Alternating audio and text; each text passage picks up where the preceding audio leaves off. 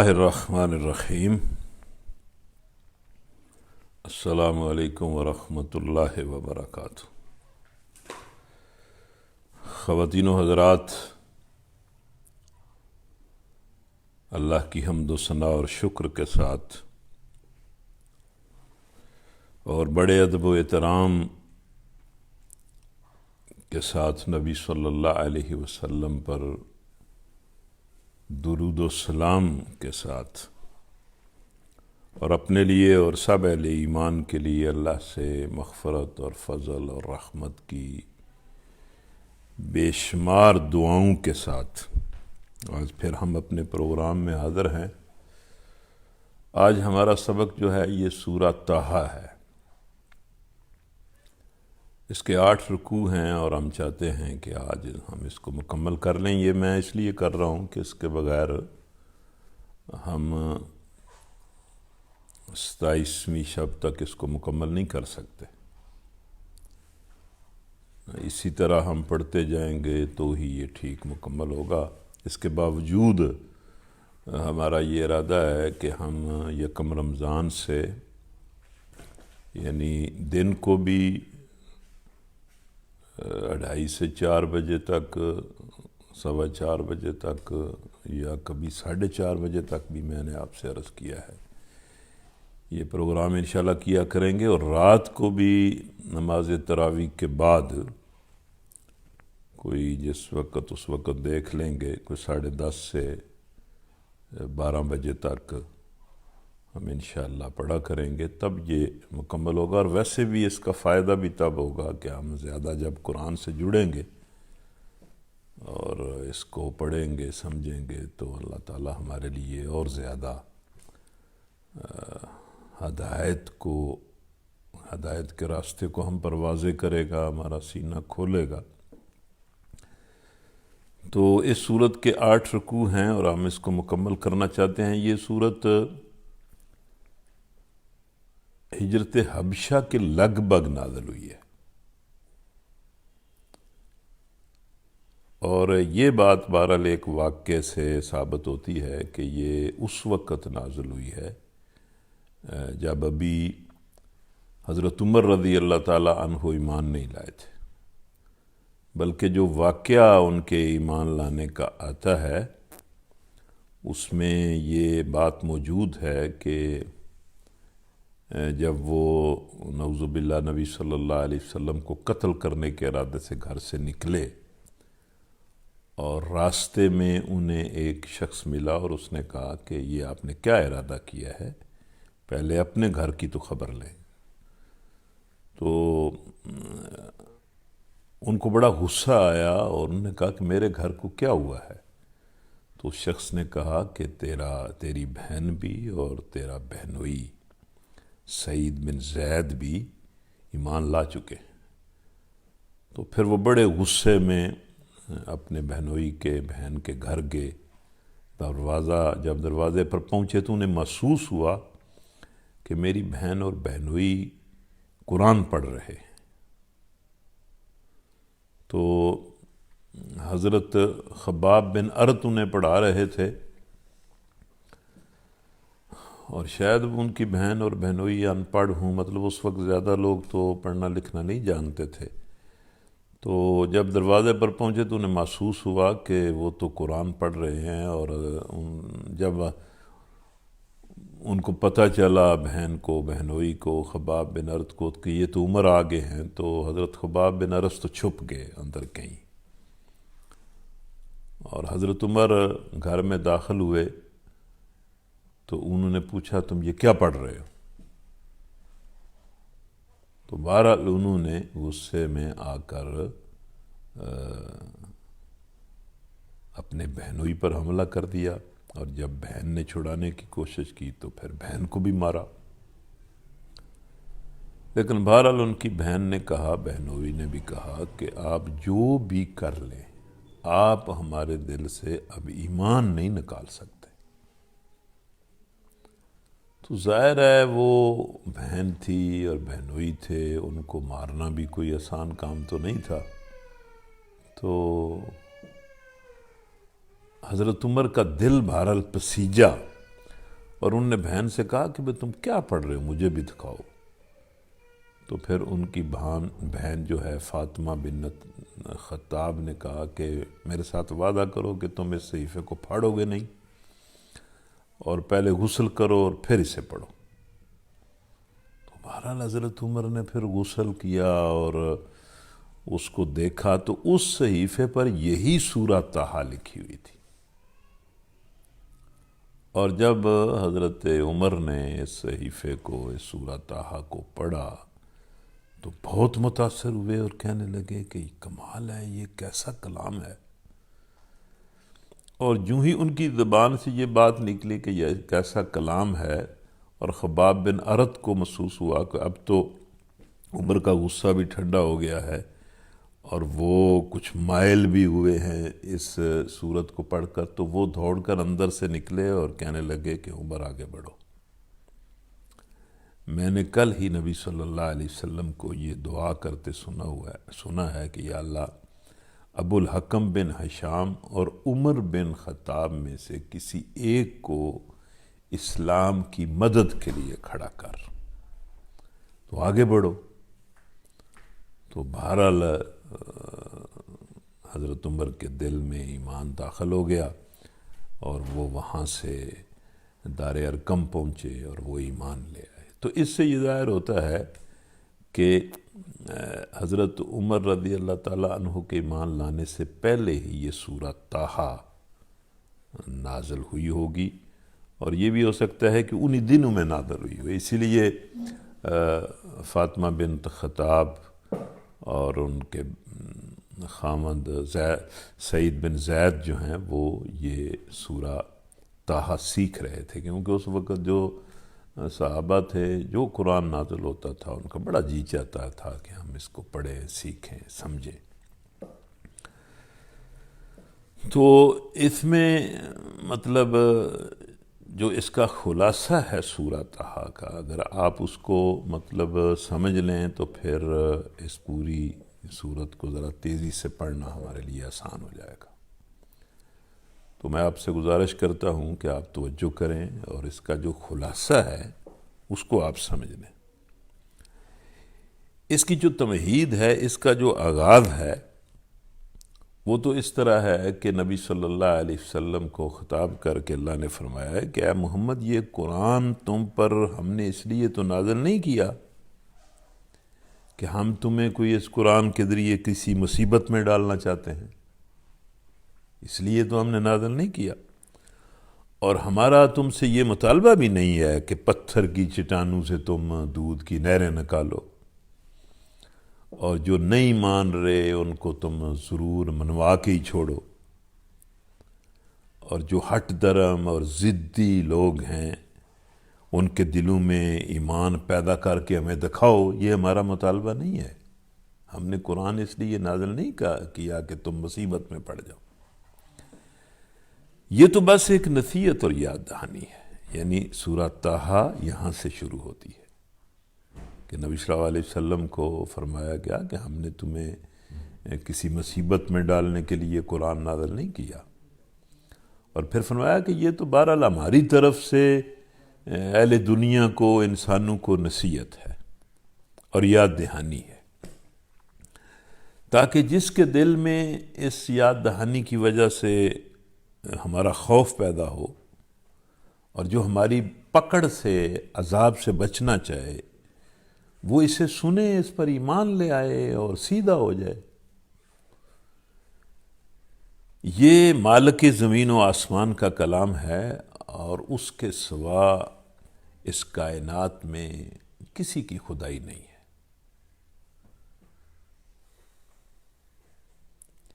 تو یہ تمہید ہے، اس طرح یہ سورت نازل ہوئی ہے، اور اس تمہید کے بعد یکا یک اس سورت میں مطلب حضرت موسیٰ علیہ السلام کا قصہ شروع ہو جاتا ہے۔ تو بظاہر تو یہ لگتا ہے کہ بھئی موسیٰ علیہ السلام کا قصہ اس طرح سنانے سے کیا مراد ہے، کیوں یہ قصہ شروع کر دیا گیا؟ مگر جس ماحول میں یہ قصہ سنایا گیا ہے اس کے حالات سے مل جل کر یہ اہل مکہ سے کچھ اور باتیں کرتا نظر آتا ہے۔ مطلب یہ کہ اس ماحول میں یہ قصہ اہل مکہ کو سنایا گیا ہے، تو بین السطور یہ قصہ تو اپنی جگہ قصہ ہے، لیکن اس کے بین السطور بہت ساری باتیں یہ قصہ اہل مکہ سے کرتا ہے۔ اور ان باتوں کی تشریح سے پہلے یہ بات اچھی طرح سمجھ لینی چاہیے کہ عرب میں بہت سارے لوگ جو ہیں وہ یہودیوں کی موجودگی اور اہل عرب پر یہودیوں کو جو علمی فوقیت حاصل کی تھی، اور اس وقت روم اور حبش کی جو عیسائی حکومتیں تھیں، ان یہودیوں کے اثر سے اور ان عیسائی حکومتوں کی وجہ سے بہت سارے عرب لوگ جو ہیں وہ حضرت موسیٰ علیہ السلام کے نام سے ہی واقف نہیں تھے، بلکہ ان کو بطور نبی کے جانتے تھے، کیونکہ یہودی بھی موسیٰ علیہ السلام کو نبی مانتے تھے اور عیسائی بھی مانتے تھے۔ تو اس لیے مطلب موسیٰ علیہ السلام کا جو نبی ہونا ہے وہ عرب کے لوگوں میں مشہور تھا۔ اس حقیقت کو نظر میں رکھنے کے بعد اب یہ دیکھیں کہ بھئی اس قصے کے ذریعے اہل مکہ کو کیا کہا گیا ہے۔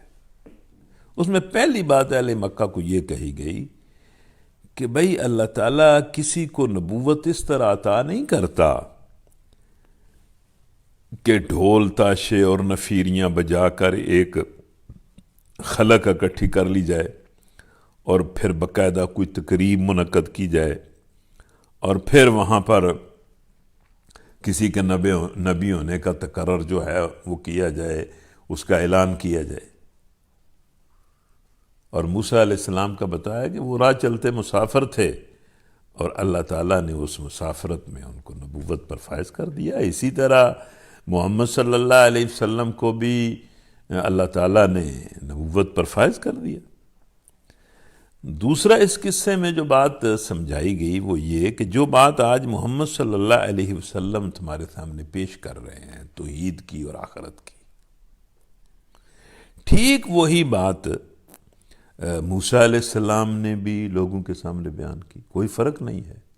اور ظاہر ہے سارے انبیاء کا ایک ہی منبع ہے وہی، اور سارے انبیاء ایک ہی بات کرتے ہیں۔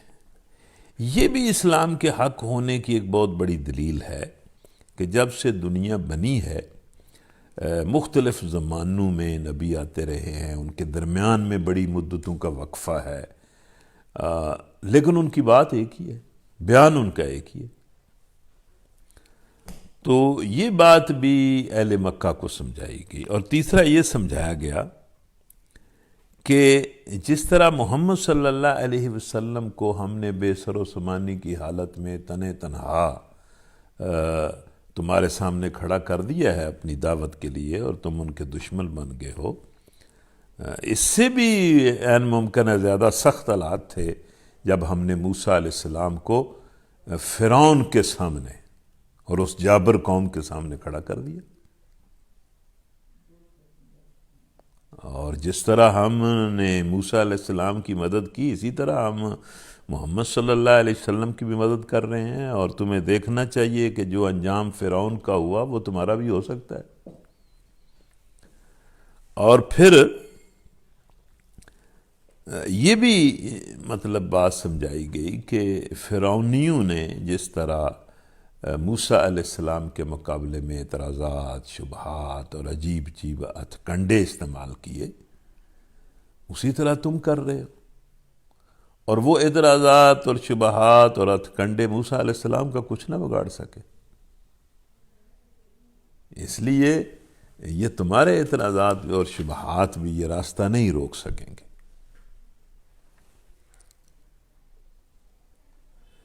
اسی طرح مطلب اس سورہ طٰہٰ میں یہ اشارہ بھی کیا گیا ہے سامری کے حوالے سے کہ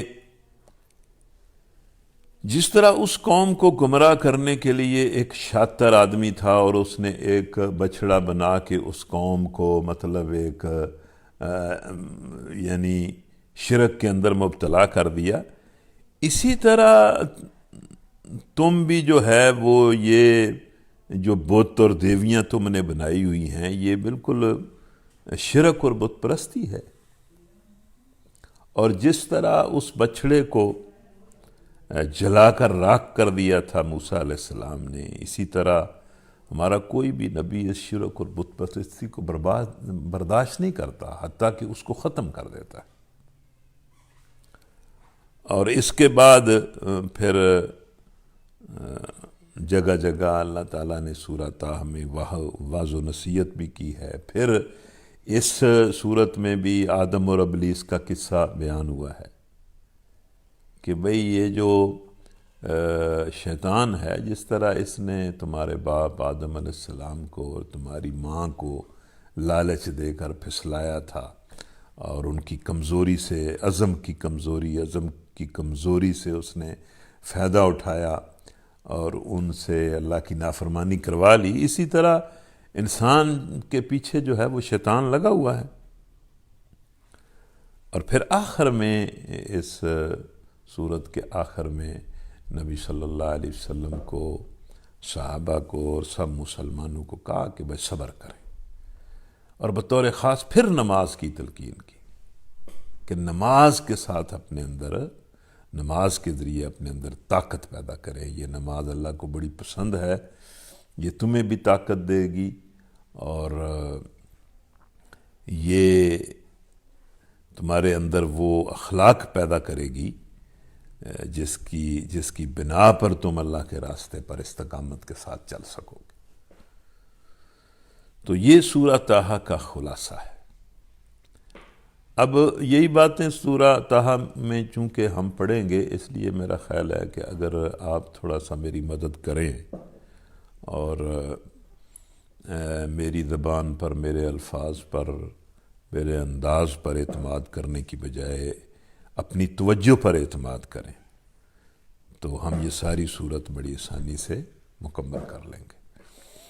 اعوذ باللہ من الشیطان الرجیم، بسم اللہ الرحمن الرحیم، طٰہٰ ما انزلنا علیک القرآن لتشقی الا تذکرۃ لمن یخشی تنزیلا ممن خلق الارض والسماوات العلی الرحمن علی العرش استوی لہ ما فی السماوات وما فی الارض وما بینہما وما تحت الثری وَإِن تَجْهَرْ بِالْقَوْلِ فَإِنَّهُ يَعْلَمُ السِّرَّ وَأَخْفَى اللہ لا الہ الا هو لہ الاسماء الحسنی۔ تو یہ تمہید ہے، بالکل جو بات میں نے آپ سے کی ہے۔ طٰہٰ، ہم نے یہ قرآن تم پر اس لیے نازل نہیں کیا ہے کہ تم مصیبت میں پڑ جاؤ، یہ تو ایک یاد دہانی ہے ہر شخص کے لیے جو ڈرے۔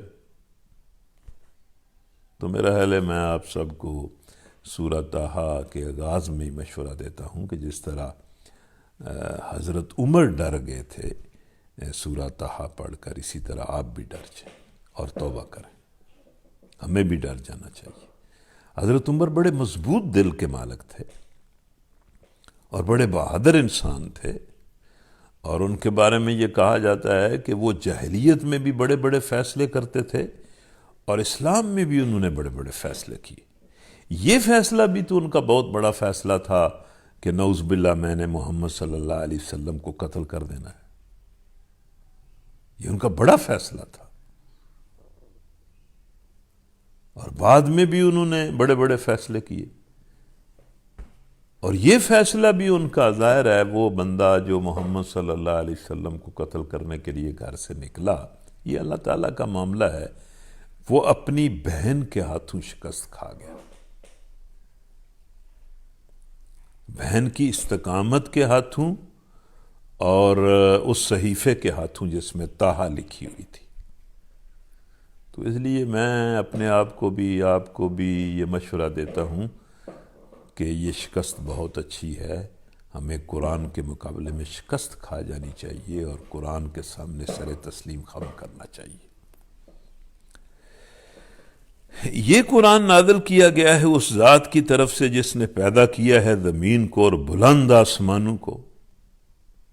مطلب یہ اتنے تکرار کے ساتھ اللہ تعالیٰ یہ بات اس لیے کرتا ہے کہ یہ دیکھو تو صحیح کہ یہ جہان کیا ہے، غور تو کرو.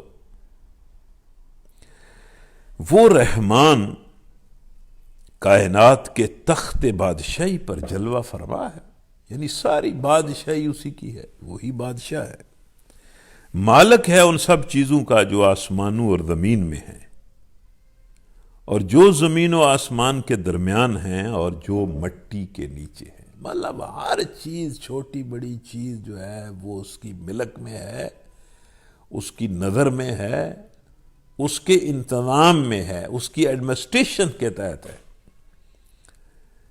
تم چاہے اپنی بات پکار کر کہو، وہ تو چپکے سے کہی ہوئی بات بلکہ اس سے بھی مخفی تر بات بھی جانتا ہے، تاکہ وہ تو سینوں کے راز بھی جانتا ہے. وہ اللہ ہے، اس کے سوا کوئی خدا نہیں، اس کے لیے بہترین نام ہے. مطلب یہ کہ اس کی صفات بہت ہی بہترین ہے. سبحان اللہ و بحمدہ سبحان اللہ العظیم، سبحان اللہ و بحمدہ سبحان اللہ العظیم، سبحان اللہ و بحمدہ سبحان اللہ العظیم. وَهَلْ أَتَاكَ حَدِيثُ مُوسَىٰ إِذْ رَأَىٰ نَارًا فَقَالَ لِأَهْلِهِ امْكُثُوا إِنِّي آنَسْتُ نَارًا لَعَلِّي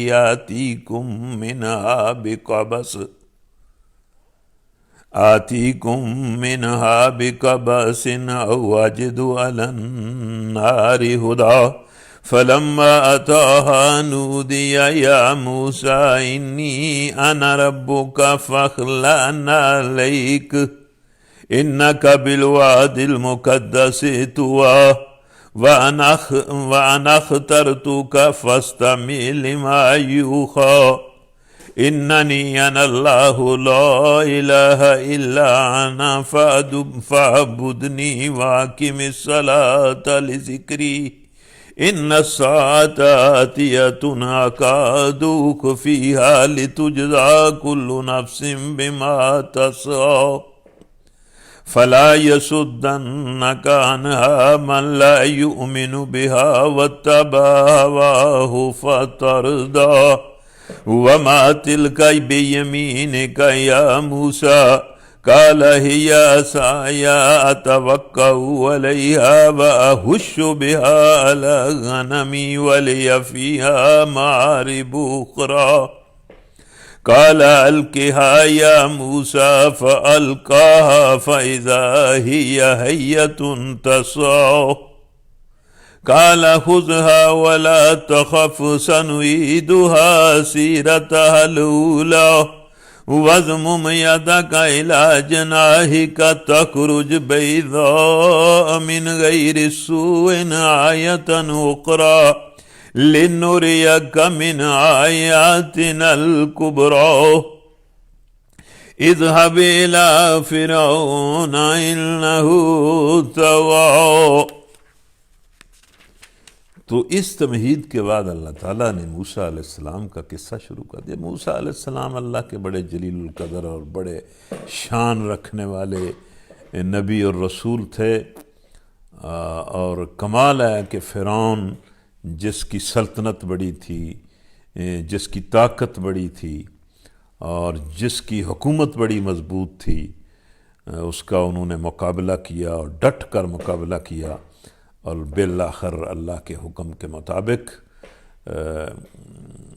اس فرعون کو اللہ تعالیٰ نے موسیٰ علیہ السلام کے مقابلے میں شکست دی اور دریائے نیل کی لہروں کے حوالے کر دیا اور ڈبو دیا اس کو اپنی فوجوں سمیت. اللہ تعالیٰ اس طرح بات کرتا ہے کہ لوگوں تمہیں کچھ موسیٰ کی خبر پہنچی ہے. تو وہ لوگ بھی موسیٰ علیہ السلام کے بارے میں جانتے تھے، ہم مسلمانوں کو بھی موسیٰ علیہ السلام کی خبر تو بڑی پہنچی ہے. اب اس کو یاد نہ کریں یا اس پر سوچیں نہ تو یہ ہماری مسلمانوں کی بدنصیبی ہے. خبر تو پہنچی ہے، خبر تو اتنی زیادہ پہنچی ہے کہ بعض لوگ کہتے ہیں کہ قرآن مجید کا 13واں حصہ جو ہے وہ موسیٰ علیہ السلام کے ذکر پر مشتمل ہے. اتنا زیادہ ذکر ہے موسیٰ علیہ السلام کا، بڑی بڑی صورتوں میں بھی، چھوٹی چھوٹی صورتوں میں بھی. جب کہ اس نے ایک آگ دیکھی اور اپنے گھر والوں سے کہا کہ ذرا ٹھہرو، میں نے ایک آگ دیکھی ہے، شاید کہ تمہارے لیے ایک انگارہ لے آؤں یا اس آگ پر مجھے راستے کے متعلق کوئی رہنمائی مل جائے. راستہ پوچھنے کے لیے، راستہ ڈھونڈنے کے لیے گئے، اور اللہ تعالیٰ نے اس دنیا کی زندگی کا راستہ بتا دیا اور ہدایت کی رہنمائی پر فائز کر دیا. سفر کر رہے تھے، ان کے ساتھ ان کے گھر والے تھے. شاید یہ جاڑے کا موسم تھا اور دور سے ایک آگ سی نظر آئی موسیٰ علیہ السلام کو، تو ان گھر والوں کو کہنے لگے کہ بھائی آپ تھوڑا یہاں بیٹھیں، انتظار کریں، میں یہاں دیکھتا ہوں کہ یا تو کوئی آگ مل جائے، کوئی انگارہ لے آؤں گا، یا پھر وہاں کوئی بندہ ہمیں ملے گا، کوئی ہماری رہنمائی کر دے گا. اور وہاں جب موسیٰ علیہ السلام پہنچے تو پکارا گیا، اے موسیٰ میں ہی تیرا رب ہوں. کیسی آواز آئی! یعنی شاید یہ واحد نبی ہیں کہ جن کی طرف اللہ تعالیٰ نے جبریل کے ذریعے وحی نہیں بھیجی، بلکہ خود اللہ ہم کلام ہوا. اسی لیے کلیم اللہ کہتے ہیں نا. اور اللہ نے کہا میں ہی تیرا رب ہوں، جوتیاں اتار دے. اب اس وقت تو ظاہر اللہ تبارک و تعالیٰ نے موسیٰ علیہ السلام کو کہا جوتیاں اتار دے. اسی سے پھر پہلے یہودیوں نے یہ بات نکالی، اور پھر بہت سارے مسلمانوں میں یہ بات مشہور ہو گئی کہ بھئی نماز پڑھنے کے لیے ضروری ہے کہ جوتا اتارا جائے. یہ کوئی ضروری نہیں ہے.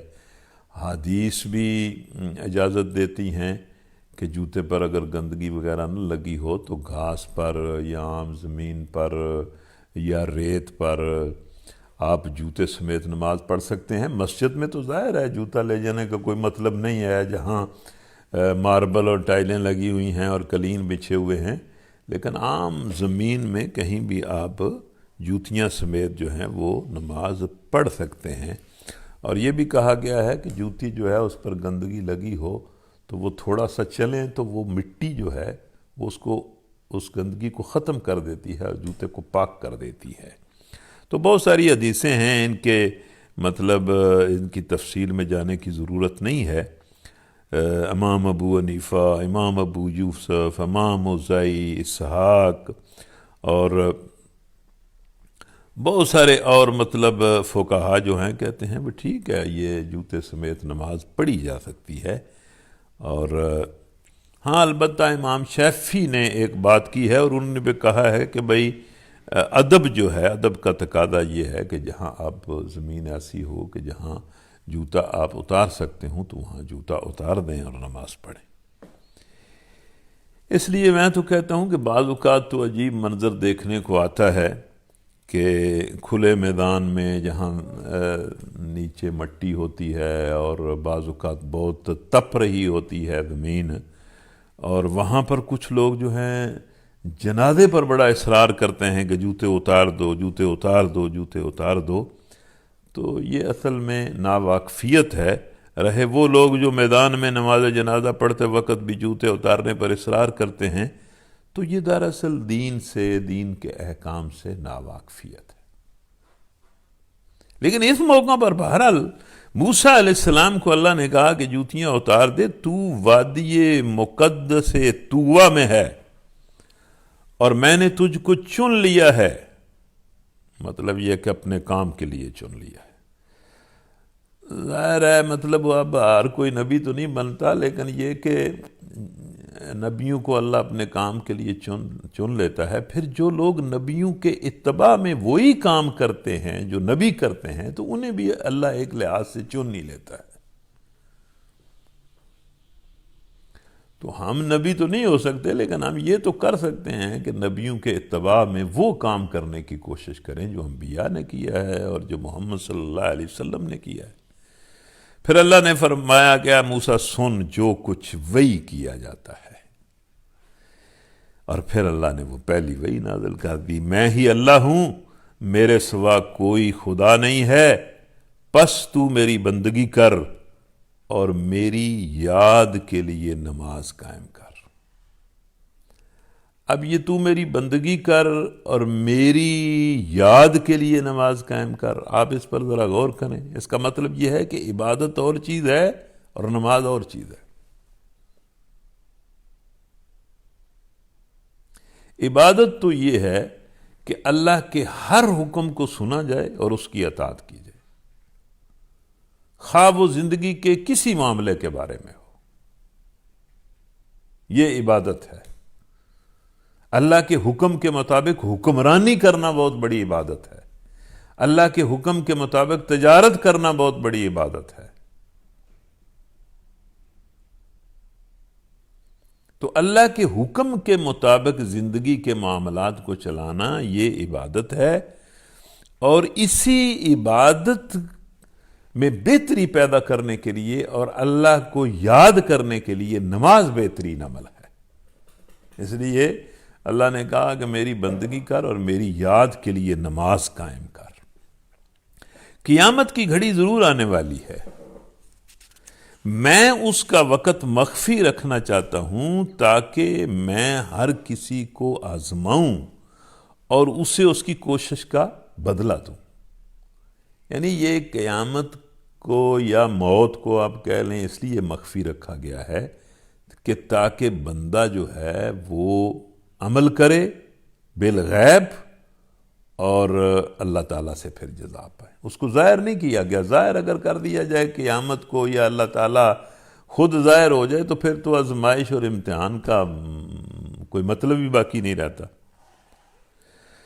پس کوئی ایسا شخص جو اس پر ایمان نہیں لاتا اور اپنی خواہش نفس کا بندہ بن گیا ہے، تجھ کو اس گھڑی کی فکر سے نہ روک دے ورنہ تو ہلاکت میں پڑ جائے گا۔ اب یہ جو بات اللہ تعالیٰ نے کی، آپ ذرا اس پر غور کریں۔ بھئی کوئی ایسا شخص جو ایمان نہیں لاتا اور اپنی خواہشات کا بندہ بن کر زندگی گزار رہا ہے، تجھ کو اس گھڑی کی فکر سے نہ روک دے ورنہ تو ہلاکت میں پڑ جائے گا۔ آپ سوچیں نہ ذرا اس آیت کا کیا مطلب۔ اس آیت کا مطلب یہ ہے کہ جو بندے اللہ پر ایمان نہیں رکھتے، خواہشات نفس کے بندے ہوتے ہیں، اللہ کی نافرمانی میں مبتلا ہوتے ہیں، فاسق اور فاجر ہوتے ہیں، ان کی ہم نشینی بندے کو آخرت سے دور کر دیتی ہے، اللہ سے اور آخرت سے۔ ان کی ہم نشینی ٹھیک نہیں ہوتی۔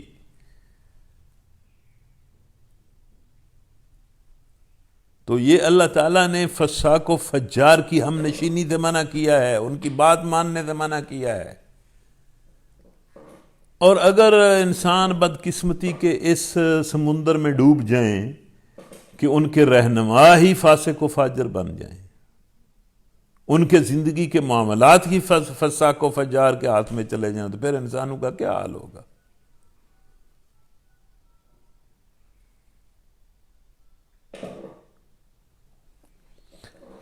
اور پھر اللہ تعالیٰ نے موسیٰ علیہ السلام سے کہا کہ اے موسیٰ تیرے ہاتھ میں کیا ہے؟ یعنی اللہ باتیں کر رہا ہے موسیٰ علیہ السلام سے۔ موسیٰ علیہ السلام نے جواب دیا یہ میری لاٹھی ہے۔ اللہ نے تو صرف اتنا پوچھا نا کہ بھئی یہ تیرے ہاتھ میں کیا ہے، تو اس کا جواب تو یہی تھا کہ میری لاٹھی ہے، لیکن اللہ تعالیٰ موسیٰ علیہ السلام نے لمبی بات کرنے کی کوشش کی اور ساتھ کہا کہ میں اس پر ٹیک لگا کر چلتا ہوں، اس سے اپنی بکریوں کے لیے پتے جھاڑتا ہوں، اور بھی بہت سارے کام ہیں جو میں اس لاٹھی سے کرتا ہوں۔ تو اللہ تعالیٰ نے کہا کہ چلیں جو کچھ موسیٰ تو کرتا ہے کر، لیکن اس لاٹھی کو ذرا پھینک تو صحیح۔ اور جب موسیٰ علیہ السلام نے پھینکا تو وہ ایک دوڑتا ہوا سانپ تھا۔ یعنی وہ سانپ اس طرح کا تھا کہ چھوٹا بھی نہیں تھا، بہت بڑا بھی نہیں تھا، لیکن تیز بڑا تھا، پھرتیلا بہت تھا۔ یعنی جو پھرتیلا سانپ ہوتا ہے اس سے زیادہ خوف آتا ہے، جو ڈھیلا ڈالا سانپ ہو اس سے اتنا خوف نہیں آتا۔ تو اللہ تعالیٰ نے فرمایا پکڑ لے اس کو اور ڈر نہیں، ہم اسے پھر ویسا ہی کر دیں گے جیسی یہ تھی، اور ذرا اپنا ہاتھ اپنی بغل میں دبا، چمکتا ہوا نکلے گا بغیر کسی تکلیف کے۔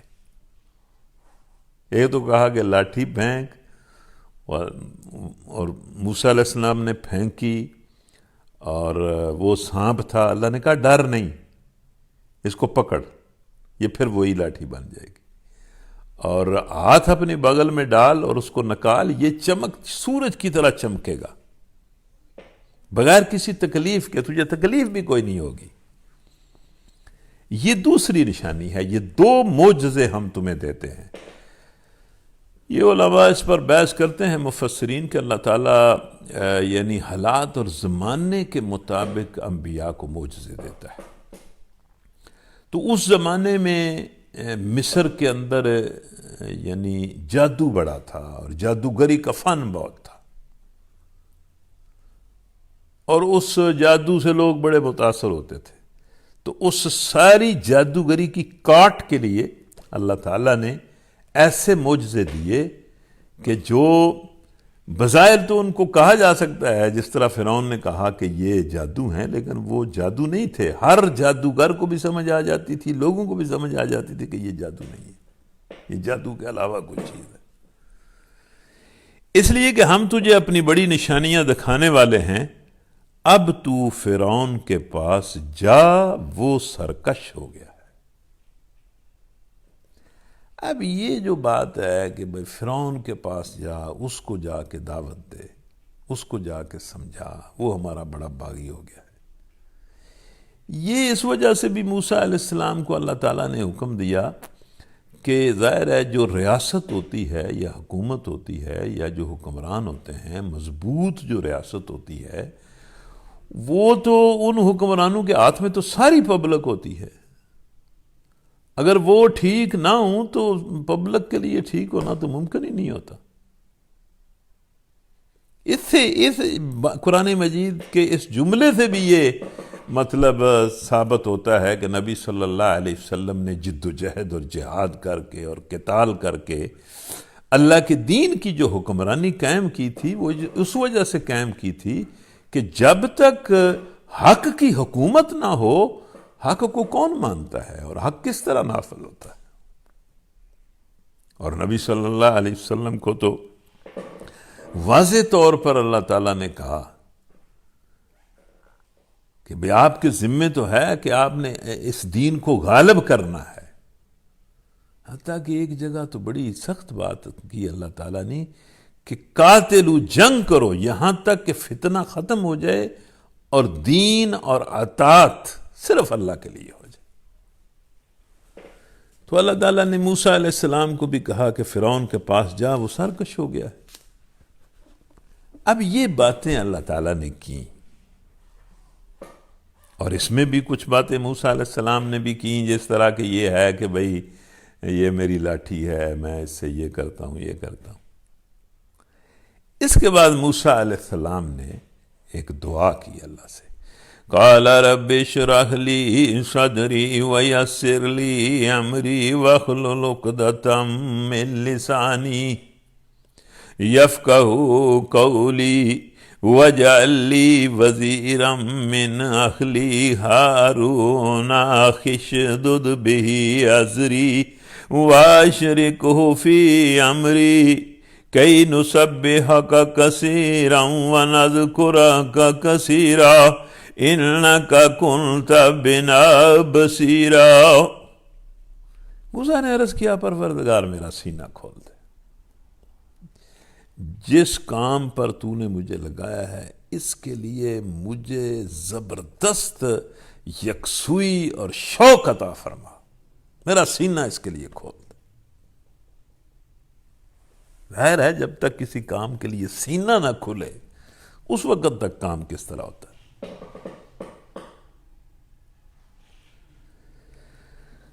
اور میرے کام کو میرے لیے آسان کر دے، مطلب آسانیاں پیدا کر یا اللہ، بہت بڑا کام ہے، بڑا بھاری کام ہے تو یا اللہ میری مدد کر اور میرے لیے آسانیاں پیدا کر، اور میری زبان کی گرہ سلجھا دے، مطلب یہ کہ میری زبان کے اندر بھی برکت پیدا کر اور اس کو رواں کر۔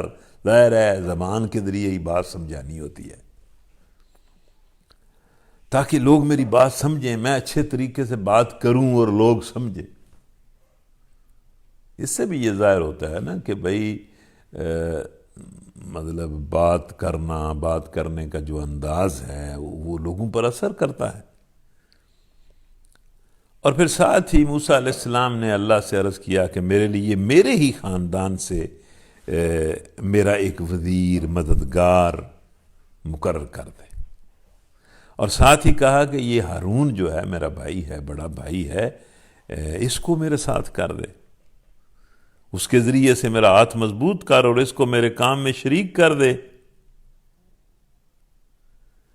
آگے جو لفظ ہیں مجھے تو بہت ہی اچھے لگتے ہیں اور میرا جی چاہتا ہے کہ ان کو بار بار پڑھا جائے۔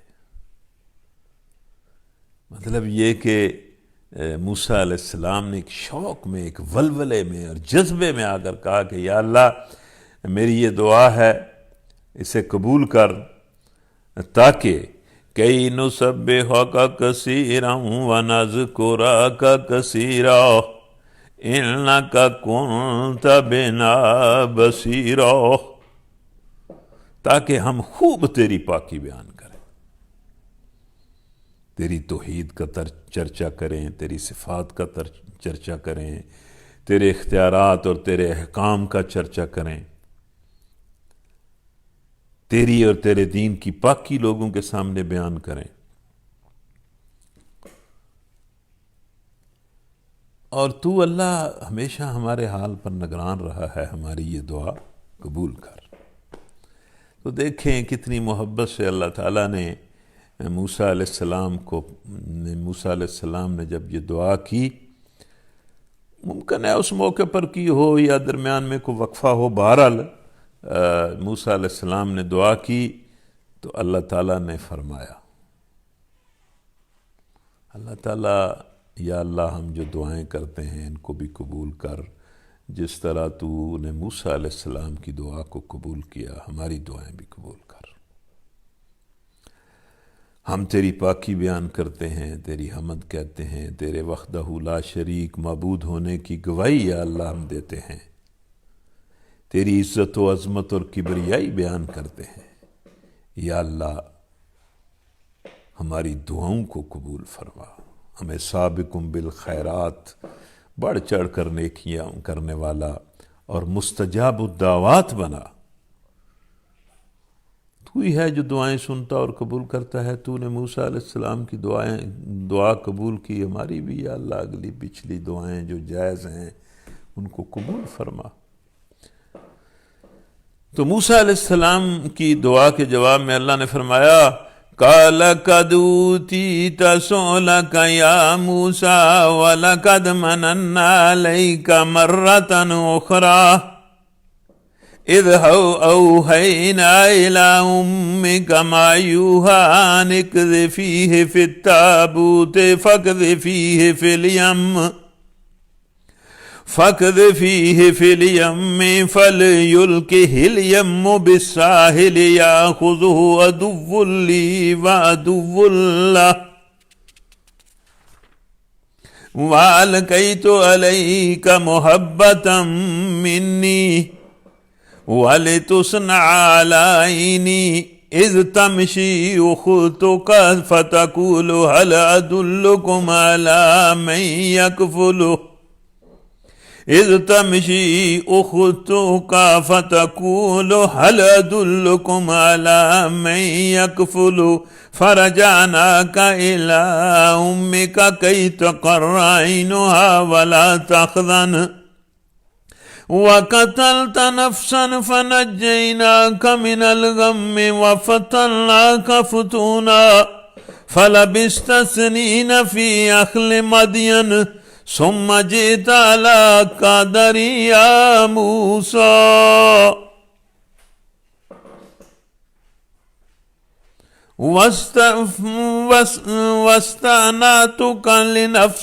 واستعنتك لنفسي اذهب انت واخوك بآياتي ولا تني في ذكري اذهبا الى فرعون انه طغى فقولا له قولا لينا لعله يتذكر او يخشى قال ربنا اننا نخاف ان يفرط علينا او ان يطغى قال لا تخافا انني معكما اسمع وارى فاتيا فقولا انا رسول ربك فارسل معنا بني اسرائيل ولا تعذبهم قد جئناك بآية من ربك والسلام على من اتبع الهدى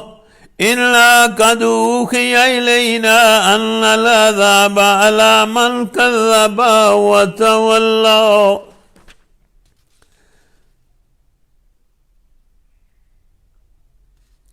قال فمن ربكما يا موسى قال ربنا الذي أعطى كل شيء خلقه ثم هدى قال فما بال القرون الأولى قال علمها عند ربي في كتاب لا يضل ربي ولا ينسى الذي جعل لكم الأرض مهدا وسلك لكم فيها سبلا وأنزل من السماء ماء فأخرجنا به أزواجا من نبات شتى كلوا وارعوا أنعامكم إن في ذلك لآيات لأولي النهى منها خلقناكم وفيها نعيدكم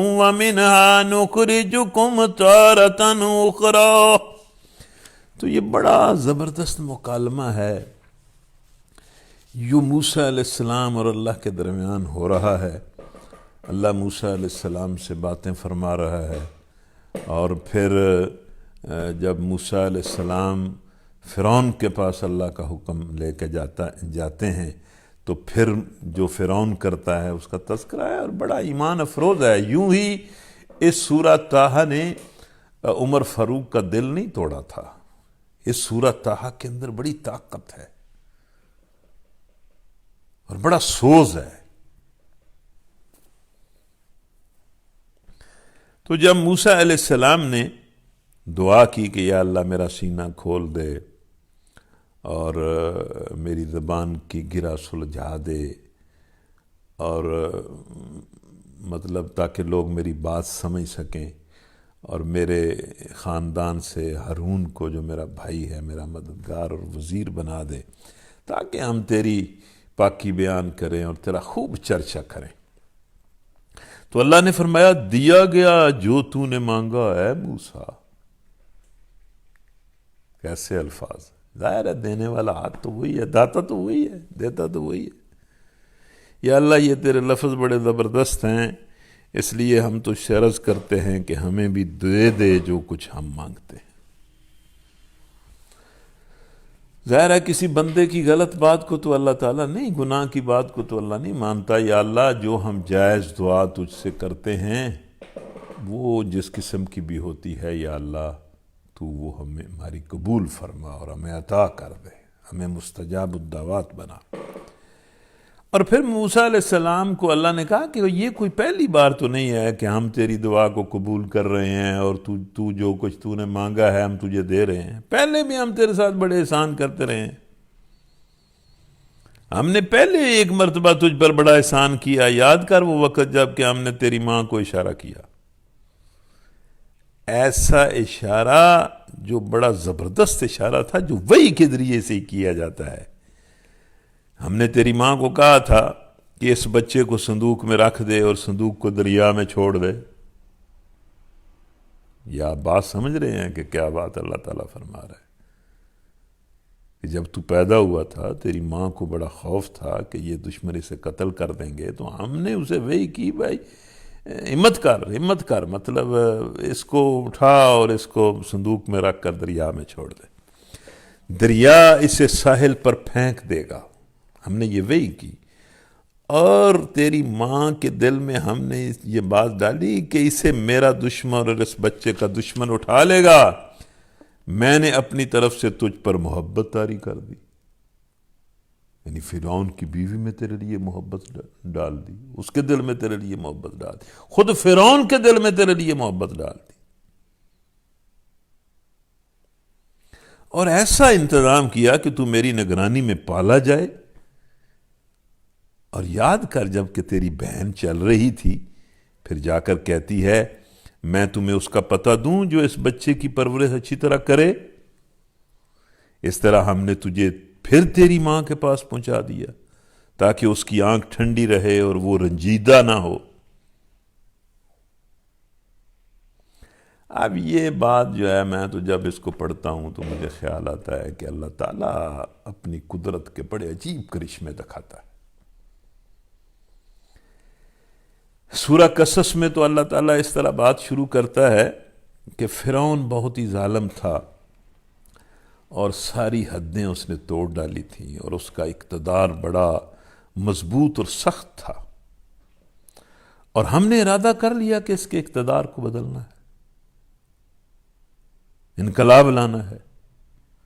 اور پھر آپ دیکھیں کہ اللہ تعالیٰ نے اس بہت بڑے انقلاب کو شروع کرنے کے لیے 3 عورتوں سے کام لیا۔ یہ عورتیں جنہیں ہم سمجھتے ہیں کہ یہ بڑی کمزور ہیں، یہ کمزور نہیں ہوتی، اور ہم یہ بھی سمجھتے ہیں کہ یہ کمزور نہیں ہوتی۔ مطلب اللہ تعالیٰ نے فرعون جیسے بادشاہ کا سر توڑنے کے لیے اور دنیا میں ایک بہت بڑا انقلاب برپا کرنے کے لیے آغاز کیا تو 3 عورتوں سے کیا۔ یہ ہماری بہنیں اور بیٹیاں یہ سن کر ذرا فخر محسوس کریں کہ بھئی عورت ہونا کوئی مطلب کوئی نقص کی، کوئی عیب کی بات نہیں ہے۔ اللہ تعالیٰ عورتوں سے بڑے بڑے کام لیتا ہے۔ کل ہی ہم نے پڑھا ہے کہ مریم علیہ السلام سے اس نے بڑا کام لیا، اور اب دیکھیں مطلب اللہ تعالیٰ تو عورتوں سے کام لیتا ہے۔ مریم علیہ السلام سے بھی اس نے کام لیا، خدیجہ رضی اللہ تعالیٰ عنہا سے بھی اس نے کام لیا، فاطمہ الزہرا سے بھی اس نے کام لیا۔ دیکھیں اللہ کہتا ہے 3 عورتوں سے اللہ کام لیتا ہے۔ پہلی بات کرتا ہے کہ ہم نے جب موسیٰ علیہ السلام پیدا ہوئے تو ہم نے اس کی ماں کو کہا کہ اس کو دودھ پلا، اس کو پلا دودھ، یہ بہت بڑا کام کرنے کے لیے ہم نے تیری گود میں بھیجا ہے، یہ دنیا انسان میں ایسا کام کرے گا جس کی کوئی مثال نہیں ہوگی، اور اس سے ہم اپنے دشمن کا سر کچلیں گے اور ایک نئی دنیا پیدا کریں گے۔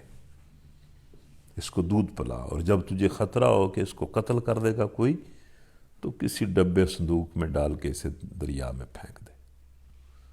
تو پہلا کام اللہ تعالیٰ نے موسیٰ علیہ السلام کی ماں سے لیا۔ پھر دوسرا کام دیکھیں کہ وہ بچہ جب فرعون کے محل کے قریب سے گزرنے لگا تو فرعون کی بیوی نے وہ بچہ کچھ لوگوں نے اٹھایا، فرعون کے کرندوں نے اٹھایا، جب اس کی بیوی تک پہنچا تو اس نے دیکھو کیسا خوبصورت بچہ ہے، گلاب کے پھول سے بھی خوبصورت، بلکہ اس کی خوبصورتی کو مطلب جھیلا نہیں جا رہا، ایسا خوبصورت بچہ ہے۔ تو اس نے فرعون سے کہا کہ تو نے کتنوں کو مارا ہے، اس کو نہ مار، اس کو قتل نہ کر، تو قتل کر کر کے سیر نہیں ہوا، اس کو قتل نہ کر، ہو سکتا ہے کہ ہم اسے بیٹا بنا لیں اور یہ ہمارے لیے بہت سود مند ہو۔ دوسرا کام اللہ تعالیٰ نے فرعون کی بیوی سے لیا، اور اللہ تعالیٰ نے فرعون کی بیوی کو اس کے بدلے میں ایمان بخشا، اور فرعون کی بیوی کا نام دنیا کی عظیم ترین عورتوں میں شامل ہو گیا۔ اور تیسرا کام پھر اللہ تعالیٰ نے ایک 8-9 سال کی بچی سے لیا کہ جب موسیٰ علیہ السلام کسی عورت کی چھاتی سے نہیں لگتے تھے، کسی کا دودھ نہیں پیتے تھے، تو وہ محل والے اور فرعون کی بیوی پریشان ہو گئے کہ یہ بچہ یہ تو کسی کا دودھ ہی نہیں پیتا، ہم اس کی کس طرح پرورش کریں گے؟ تو چھوٹی بہن 9 سال کی بہن موسیٰ علیہ السلام کی دریا کے کنارے چلتی گئی اپنے بھائی کو دیکھتی گئی کہ اس کے ساتھ کیا ہوتا ہے۔ جب محل والوں نے اٹھا لیا اور محل والے پریشان ہوئے کہ یہ کسی چھاتی کے ساتھ نہیں چمٹتا، کوئی دودھ نہیں پیتا، تو یہ 9 سال کی بچی، یہ تیسری عورت، یہ اس مجمع میں گھس کر کہتی ہے کہ لوگوں میں تمہیں بتاؤں اس گھر کا پتہ جو اس بچے کی صحیح کفالت کرے گا۔ اور یوں اس بچی کے ذریعے موسیٰ علیہ السلام اپنی ماں کے پاس آ گئے۔ یہ تیسری عورت ہے جس نے انقلاب کی بنیاد رکھی۔ 8-9 سال کی بچی پتہ نہیں کس طرح وہاں پہنچی، کس طرح گھس گئی، کس طرح شاندار طریقے سے ان کو کنونس کیا۔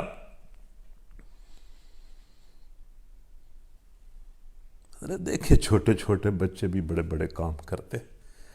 اگر معاذ اور معوذ نے ابو جہل کو قتل کیا تھا تو کیا اس بچی نے کمال نہیں کیا؟ کس طرح اپنے بھائی کی حفاظت کی، کس طرح اپنے بھائی کی حفاظت کے لیے دریا کے کنارے کنارے چلی، اور کس طرح فرعون کے محل میں پہنچ گئی۔ تو یہ تیسری عورت ہے۔ اس طرح اللہ تبارک و تعالیٰ نے موسیٰ علیہ السلام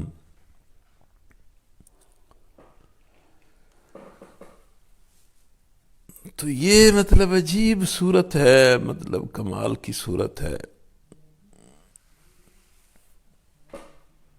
اللہ نے فرمایا دیکھو موسیٰ، تم میری یاد میں تقصیر نہ کرنا، جاؤ تم دونوں فرعون کے پاس سرکش ہو گیا ہے، اس سے نرمی کے ساتھ بات کرنا۔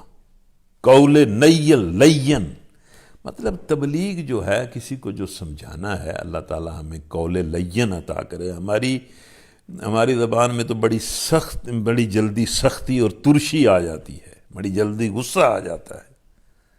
تو اللہ تعالیٰ نے فرعون کے بعد موسیٰ علیہ السلام کو بھیجا اور کہا کہ نرمی سے بات کرنا، شاید کہ وہ نصیحت قبول کرے یا ڈر جائے۔ دونوں نے عرض کیا پروردگار ہمیں اندیشہ ہے کہ وہ ہم پر زیادتی کرے گا۔ فرمایا کس نے کسی کے ساتھ کیا زیادتی کرنی ہوتی ہے؟ اس وسیع سلطنت میں جو کچھ ہو رہا ہے میرے اذن سے اور میری اجازت سے ہوتا ہے، کوئی کچھ نہیں کر سکتا۔ یہ اگر بچوں کو قتل کرتا رہا ہے تو یہ بھی میری مشیت تھی اور میری ڈھیل تھی، مجھ سے بڑھ کر کچھ نہیں ہو سکتا، ڈرو مت، میں تمہارے ساتھ ہوں، سب کچھ سن رہا ہوں اور دیکھ رہا ہوں۔ جاؤ اس کے پاس اور کہو کہ ہم تیرے رب کے بھیجے ہوئے ہیں، بنی اسرائیل کو ہمارے ساتھ جانے کے لیے چھوڑ دے اور ان کو تکلیف نہ دے۔ مطلب موسیٰ علیہ السلام کی دعوت میں سے ایک دعوت ان غلاموں کو نجات دلانا تھا۔ صرف ان غلاموں کو نجات دلانا موسیٰ علیہ السلام کا کام نہیں تھا، نبیوں کا یہ کام نہیں ہوتا، لیکن ظاہر ہے توحید کی، رسالت کی، آخرت کی، اعلیٰ اخلاق کی دعوت کے ساتھ جو ہے ایک بہرحال ان کی دعوت یہ تھی ان مظلوموں کو جو مظلوم تھے اس وقت، ان کو نجات دلانا بھی ایک کام تھا، اور ساتھ ہی موسیٰ علیہ السلام نے کہا فرعون کو کہ سلامتی ہے اس کے لیے جو راہ راست کی پیروی کرے۔ ہم کو وہی سے بتایا گیا ہے کہ عذاب ہے اس کے لیے جو چٹلائے اور منہ موڑے۔ فرعون نے کہا اچھا تو پھر تم دونوں کا رب کون ہے موسیٰ؟ مطلب اب وہ کہانی شروع ہو گئی کہ وہ فرعون کے پاس گئے، بات کی، فرعون نے بھی ان سے باتیں کی۔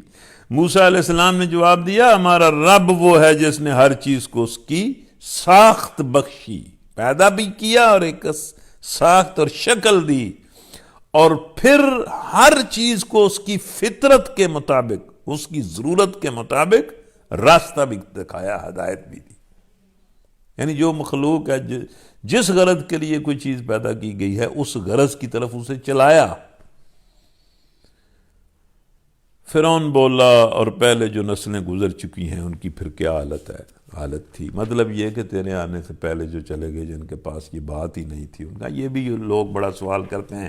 کئی پڑھے لکھے نوجوان کہتے ہیں کہ بھائی یہ جو بہت سارے لوگ دنیا میں اس وقت ہیں یا پہلے تھے، جن تک اسلام کی دعوت پہنچی نہیں، جن کو کوئی پتہ نہیں ہے، جن کی زندگی جانوروں کی طرح گزر گئی ہے، جا یورپ میں، افریقہ میں، امریکہ میں رہتے ہیں، جن کی پیدا ہوتے ہیں تو کوئی پتہ نہیں ہوتا، مر جاتے ہیں اسی حال میں، ان کے پاس دعوت نہیں پہنچتی۔ تو فرعون نے بھی یہ کہا کہ بھئی یہ جو نسلیں سال ہا سال سے گزر گئی ہیں، ان کا کیا بنے گا؟ تو کیا زبردست بات کی موسیٰ علیہ السلام نے، کتنا شاندار حکم دیا، کتنا شاندار جواب دیا۔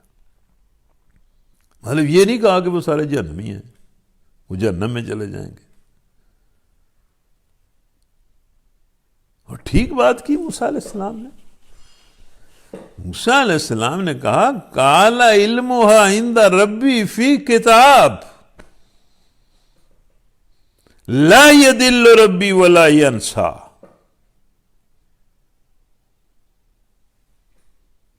کیسی مختصر، کیسی جامع، کیسی شاندار، کیسی لاجواب کر دینے والی بات موسیٰ علیہ السلام نے کہی۔ موسیٰ نے کہا اس کا علم میرے رب کے پاس ایک نوشتے میں محفوظ ہے، اللہ جانتا ہے اس نے ان کے ساتھ کیا کرنا ہے اور کس طرح کرنا ہے۔ میرا رب نہ چوکتا ہے نہ بھولتا ہے، ساری بات اس کے پاس ہے۔ مطلب ان کا معاملہ اللہ کے پاس ہے۔ وہی جس نے تمہارے لیے زمین کا فرش بچھایا اور اس میں تمہارے چلنے کو راستے بنائے،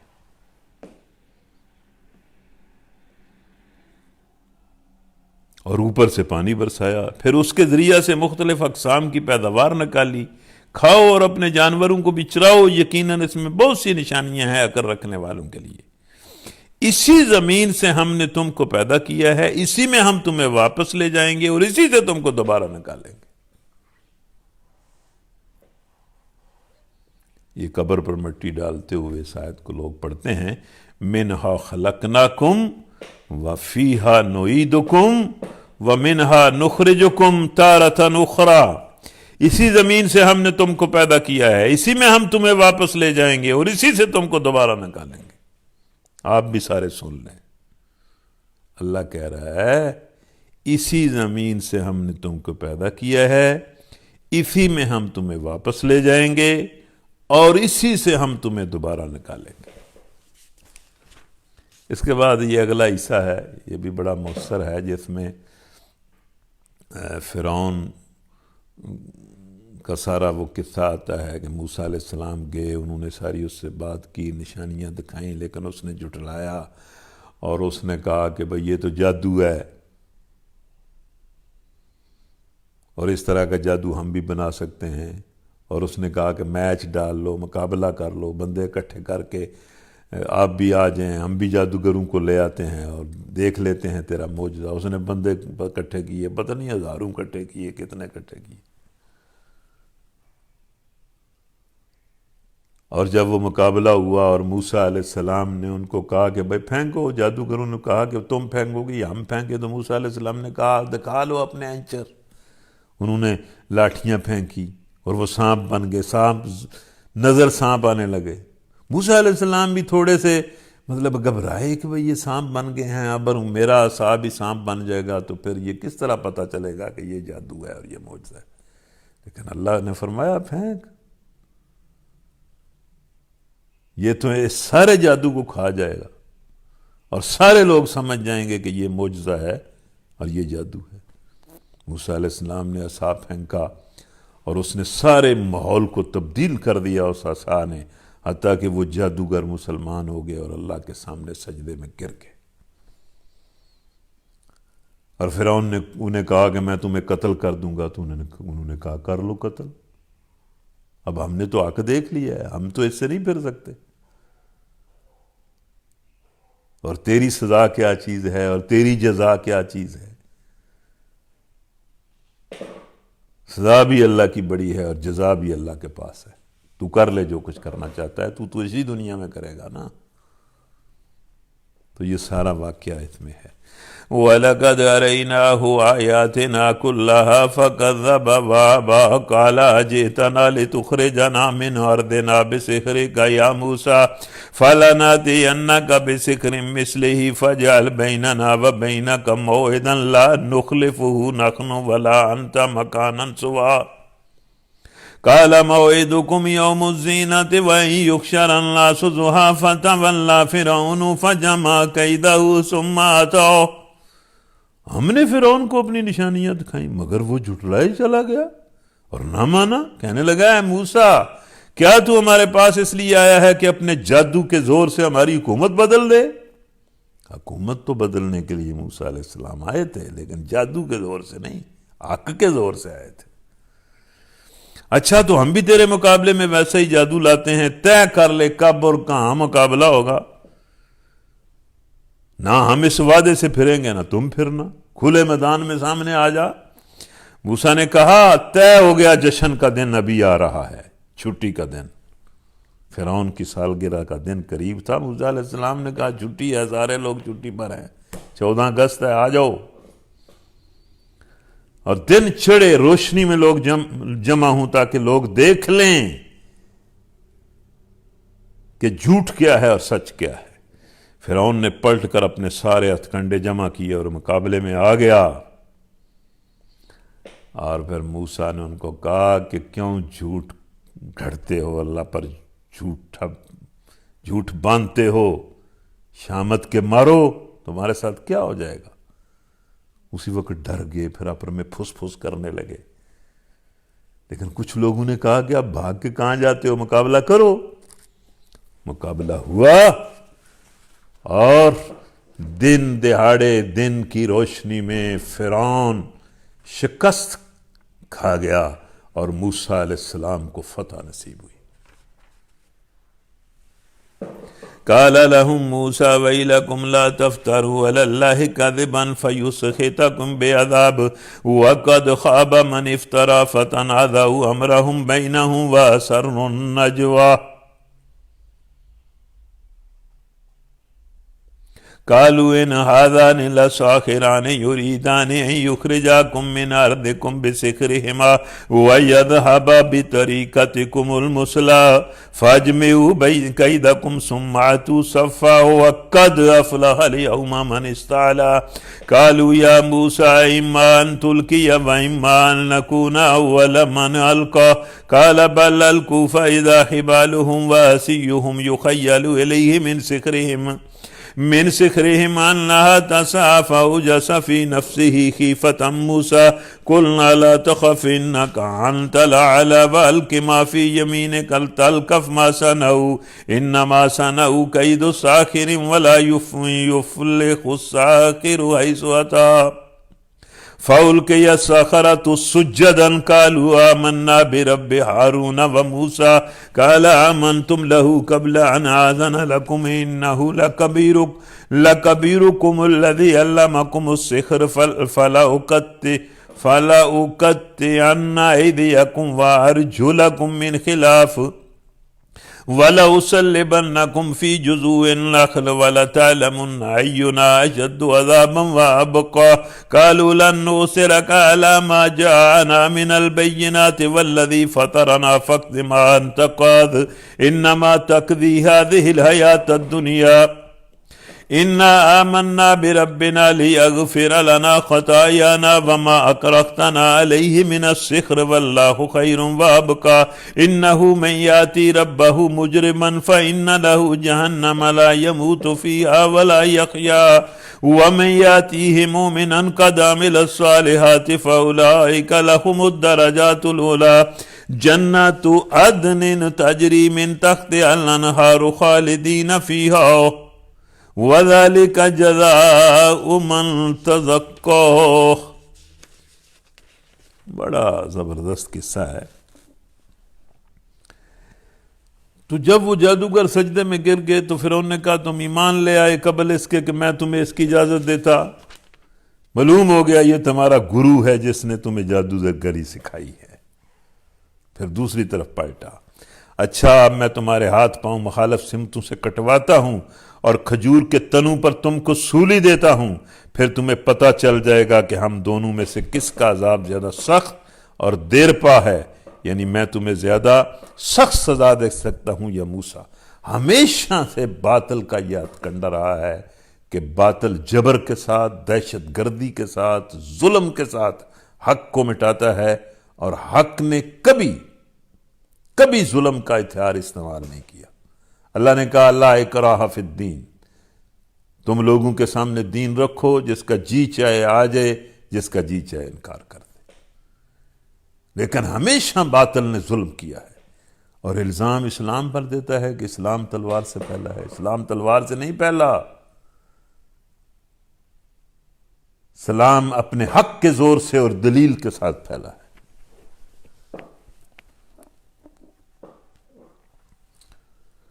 اور اس نے کہا کہ میں مخالف سمتوں سے تمہارے ہاتھ پاؤں کٹواتا ہوں اور کھجور کے تنوں پر تم کو سولی دیتا ہوں۔ جادوگروں نے جواب دیا قسم ہے اس ذات کی جس نے ہمیں پیدا کیا ہے، یہ ہرگز نہیں ہو سکتا کہ ہم روشن نشانیاں سامنے آ جانے کے بعد اس سچائی پر تجھے ترجیح دیں، یہ نہیں ہو سکتا۔ تو جو کچھ کرنا چاہے کر لے، تو زیادہ سے زیادہ بس اسی دنیا کی زندگی میں فیصلہ کر سکتا ہے۔ ہم تو اپنے رب پر ایمان لے آئے تاکہ وہ ہماری خطائیں معاف کر دے، اور یہ جو جادوگری کا جرم ہم سے ہوا ہے، نبی کا ہم نے مقابلہ کیا ہے، رسول کا مقابلہ کیا ہے، یہ بھی اللہ تعالی ہمیں اس کی بھی معافی دے، معاف کرے۔ تو جو کچھ کرنا چاہتا ہے کر لے، جس طرح مکہ کی ایک عورت، کنیز عورت، غلام عورت، غریب عورت، مسکین عورت، وہ ایمان لے آئی، سمیہ رضی اللہ تعالیٰ عنہ، اور دیکھیں ظالموں نے ایک عورت پر سارا دن ظلم کیا، اور اس کو کہتے رہے کہ محمد کو چھوڑ دے، حتیٰ کہ شام کے وقت ابو جہل نے تیش میں آ کر اس سمیہ کو نیزہ مارا اور وہ شہید ہو گئی، لیکن وہ یہ کہتی ہوئی شہید ہوئی کہ تو جو کچھ کرنا چاہتا ہے کر لے، میں محمد کو نہیں چھوڑ سکتی، اور یہ کہتی ہوئی اللہ کے پاس چلی گئی، اور کہا جاتا ہے کہ وہ اللہ کے راستے میں پہلی شہید ہے۔ تو یہ عورتیں کیسے کیسے کام کرتی ہیں۔ اور پھر اللہ نے اس پورے واقعے کے بعد آخر میں کہا لوگوں سنو، حقیقت یہ ہے کہ جو مجرم بن کر اپنے رب کے حضور حاضر ہوگا اس کے لیے جہنم ہے جس میں نہ وہ جیے گا نہ مرے گا۔ یہ فرعون اور اس کے سارے پیروکار جہنم میں چلے جائیں گے، اور جو اس کے حضور مومن کی حیثیت سے حاضر ہوگا اور اس نے نیک عمل کیے ہوں گے، ایسے سب لوگوں کے لیے بلند درجے اور سدا بہار باغ ہیں جن کے نیچے نہریں بہتی ہوں گی، اور یہ بدلہ ہے ہر اس شخص کے لیے جو پاکیزگی اختیار کرے، پاک ہو جائے۔ اور پاک کس طرح ہونا ہے؟ اللہ کے احکام پر چل کر بندہ پاک ہوتا ہے۔ اس کے بعد درمیان کی ساری کہانی اللہ چھوڑ کر اگلے رکوع میں اللہ تعالیٰ فرعون کے ڈوبنے کا ذکر کرتا ہے۔ تو آپ ذرا تھوڑا سا حوصلہ رکھیں، یہ سورہ طٰہٰ آج مکمل کرنی ہے، اس کے بغیر چارہ نہیں ہے۔ 3:45 تو ہو گئے ہیں نا، اور ہم عام طور پر تو 4 بجے مکمل کر دیتے ہیں۔ شوق پیدا کریں اپنے اندر اور قرآن کو سنیں۔ سورہ طٰہٰ ہم نے مکمل کرنی ہے انشاءاللہ۔ اب فرعون کے ڈوبنے کا ذکر سنیں۔ وَلَقَدْ أَوْحَيْنَا إِلَىٰ مُوسَىٰ أَنْ أَسْرِ بِعِبَادِي فَاضْرِبْ لَهُمْ طَرِيقًا فِي الْبَحْرِ يَبَسًا لَا تَخَافُ دَرَكًا وَلَا تَخْشَىٰ فاتبعهم فرعون بجنوده فغشيهم من اليم ما غشيهم وَأَضَلَّ فِرْعَوْنُ قَوْمَهُ وَمَا هَدَىٰ۔ دنیا کے فرعون سنیں جو اللہ کی نافرمانی پر بادشاہیاں کرتے ہیں اور اللہ کی نافرمانیوں کو پھیلاتے ہیں۔ بادشاہیوں، شاہی مطلب تخت پر بیٹھ کر اللہ کی نافرمانی کرتے ہیں اور اللہ کی نافرمانی کو عام کرتے ہیں، وہ سن لیں۔ ہم نے موسیٰ پر وحی کی کہ اب راتوں رات اب میرے بندوں کو لے کر چل پڑ، اہل ایمان کو لے کر نکل یہاں سے، اور ان کے لیے سمندر میں سے سوکھی سڑک بنا لے۔ مارا سائے سمندر کو، آگے سمندر ہے، یہ سڑک بن جائے گی، اس کے درمیان میں سے گزر جاؤ۔ تجھے کسی کے تعاقب کا ذرا خوف نہ ہو، اور نہ سمندر کے بیچ سے گزرتے ہوئے تجھے ڈر لگے، نہ تجھے یہ ڈر لگے کہ یہ سمندر کا پانی مل جائے گا اور ہم ڈوب جائیں گے، اور نہ ہی پیچھے یہ جو فوجوں کے مطلب فوجوں کی ٹھاٹھیں آ رہی ہیں، بادلوں کی طرف فوجیں چڑھ آئی ہیں فرعون کی، نہ ان سے ڈرو۔ پیچھے سے فرعون اپنے لشکر لے کر پہنچا، اور پھر وہ بھی اس راستے میں داخل ہو گیا جہاں سے موسیٰ علیہ السلام گزرے تھے، اور قرآن کہتا ہے کہ فَغَشِيَهُم مِّنَ الْيَمِّ مَا غَشِيَهُم، سمندر اس پر چھا گیا جس طرح چھا جانے کا حق ہوتا ہے، اس کے ایک فوجی کو بھی نہ چھوڑا، ایک گھوڑے کو بھی نہ چھوڑا، سارے غرق ہو گئے۔ اور پھر اللہ کہتا ہے کہ دنیا کے فرعونوں سنو، فرعون نے اپنی قوم کو گمراہ ہی کیا تھا، کوئی صحیح رہنمائی نہیں کی تھی۔ یعنی جس کو اللہ اختیار دے اسے لوگوں کی صحیح رہنمائی کرنی چاہیے۔ یا بنی اسرائیل قد انجیناکم من عدوکم وواعدناکم جانب الطور الایمن ونزلنا علیکم المن والسلوی کلوا من طیبات ما رزقناکم ولا تطغوا فیہ فیحل علیکم غضبی ومن یخلل علیہ غضبی فقد ھوی وانی لغفار لمن تاب وآمن وعمل صالحا وَإِنِّي لَغَفَّارٌ لِمَنْ تَابَ وَآمَنَ وَعَمِلَ صَالِحًا ثُمَّ اهْتَدَىٰ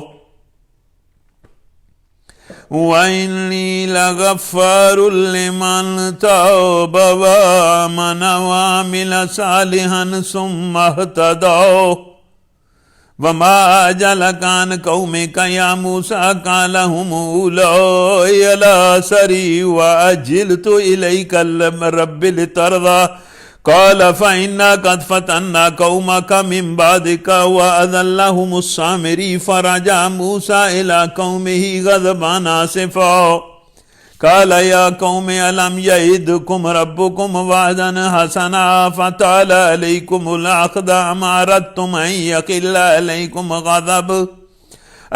غضب من ربكم فأخلفتم موعدي قالوا ما أخلفنا موعدك بملكنا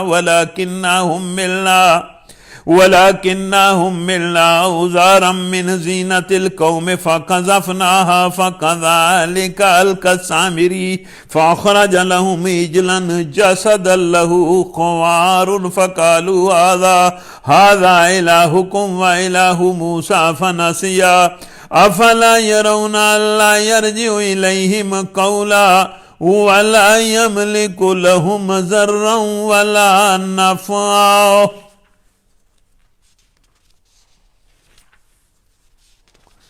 اب جب بنی اسرائیل کو اللہ نے نجات دے دی، فرعون اپنی فوجوں کے ساتھ ڈوب گیا، اور آگے کا سفر فلسطین کی طرف سفر شروع ہو گیا بنی اسرائیل کا، تو اس سفر کے دوران بنی اسرائیل نے بڑا عجیب کام کیا کہ جب اللہ تعالیٰ نے موسیٰ علیہ السلام کو شریعت دینے کے لیے بلایا، اور پیچھے ہارون علیہ السلام جو ہیں وہ ان کے خلیفہ بنے، تو موسیٰ علیہ السلام اللہ کے پاس پہنچے تو پیچھے انہوں نے ایک بچڑے کو معبود بنا لیا۔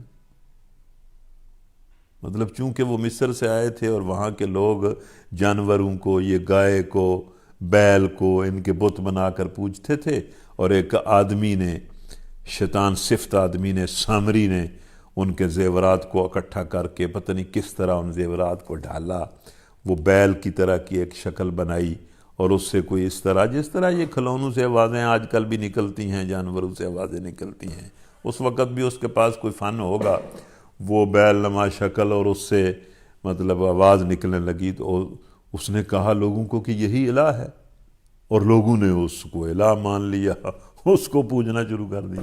یہ انسان بھی کیسی عجیب حرکتیں کرتا ہے۔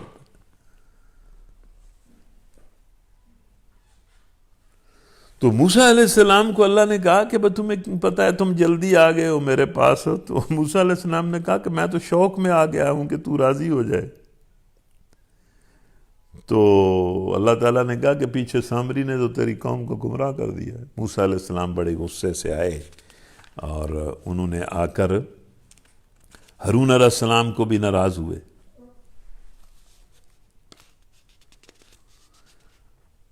اور سامری کو بھی۔ پھر بہرحال موسیٰ علیہ السلام جو ہیں انہوں نے اس بت کو جو انہوں نے بنایا تھا اس کو آگ لگا دی، جلا دیا، ختم کر دیا۔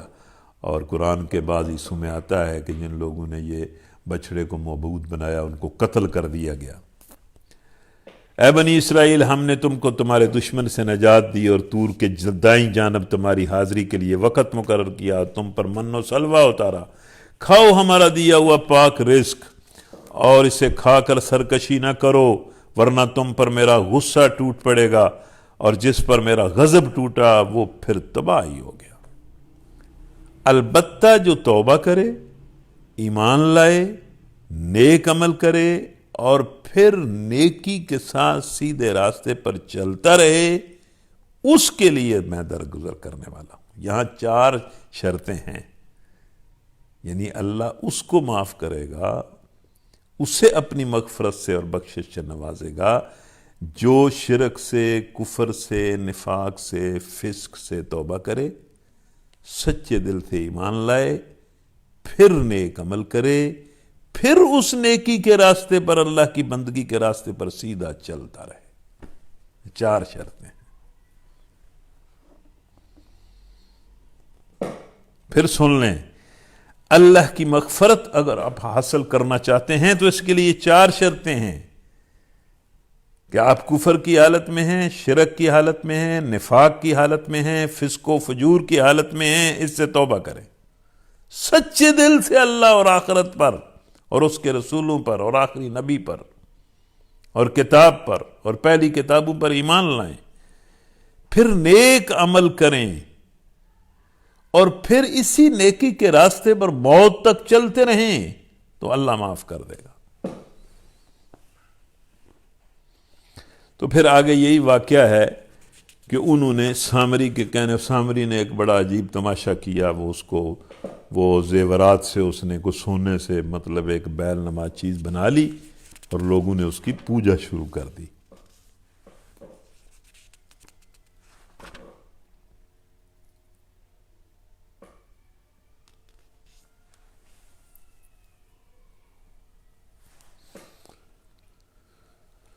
وَلَقَدْ قَالَ لَهُمْ هَارُونُ مِنْ قَبْلُ يَا قَوْمِ إِنَّمَا فُتِنْتُمْ بِهِ وَإِنَّ رَبَّكُمُ الرَّحْمَنُ فَاتَّبِعُونِي وَأَطِيعُوا أَمْرِي قَالُوا لَن نَّبْرَحَ عَلَيْهِ عَاكِفِينَ حَتَّى يَرْجِعَ إِلَيْنَا مُوسَىٰ قَالَ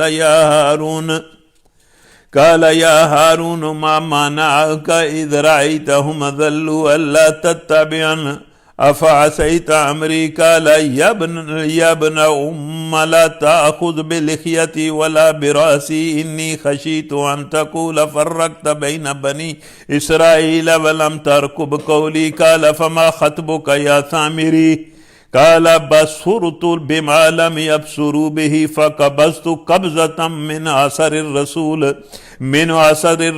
فنبذتها وكذلك سولت لي نفسي قال فاذهب فإن لك في الحياة أن تقول لا مساس وإن لك موعدا لن تخلفه وانظر إلى إلهك الذي زلت عليه عاكفا لنحركنه ثم لننسفنه في اليم نسفا إنما إلهكم الله الذي لا إله إلا هو وسع كل شيء علما كذلك نقص عليك من أنباء ما قد سبق وقد آتيناك من لدنا ذکرا۔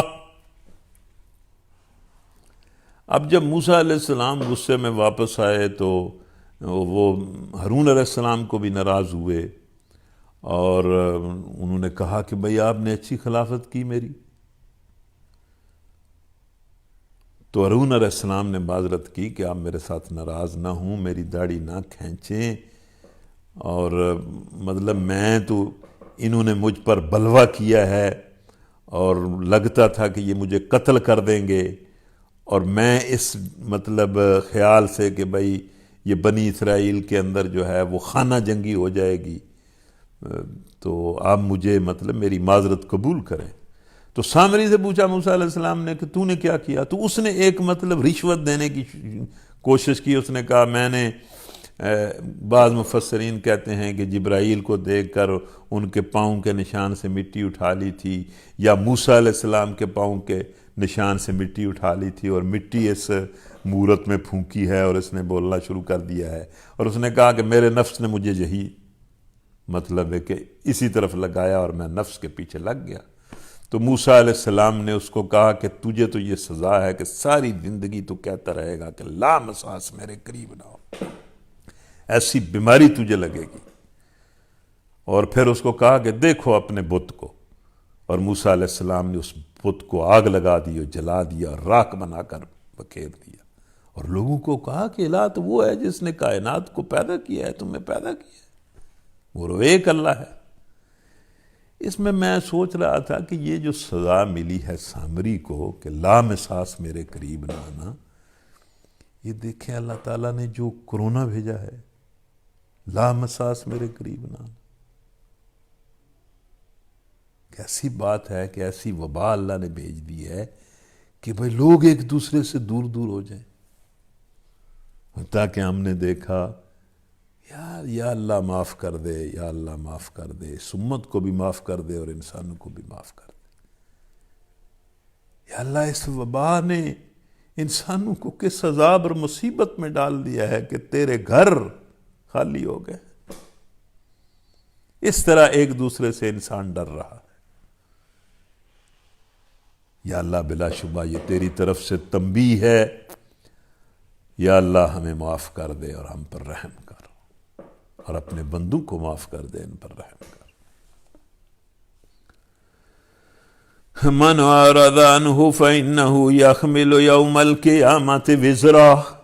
یہ بڑا زبردست حصہ ہے، سنیں اب ہم نے یہ 3 رکوع ہمارے رہ گئے، ہم نے یہ پڑھنے ہیں۔ بالکل دھیان کریں، ادھر دھیان کریں، ادھر ادھر دائیں بائیں نہ دیکھیں، گھر میں کوئی اور کام نہ کریں، ادھر دھیان کریں۔ من اعرض عنہ فإنہ یحمل یوم القیامۃ وزرا خالدین فیہ وسألہم یوم القیامۃ حملا یوم ینفخ فی الصور ونحشر المجرمین یومئذ زرقا زرقا یتخافتون بینہم من لبثتم الا عشرا نحن اعلم بما یقولون اذ یقول امثلهم طریقتا ان لبثتم الا یوما۔ لوگو سنو،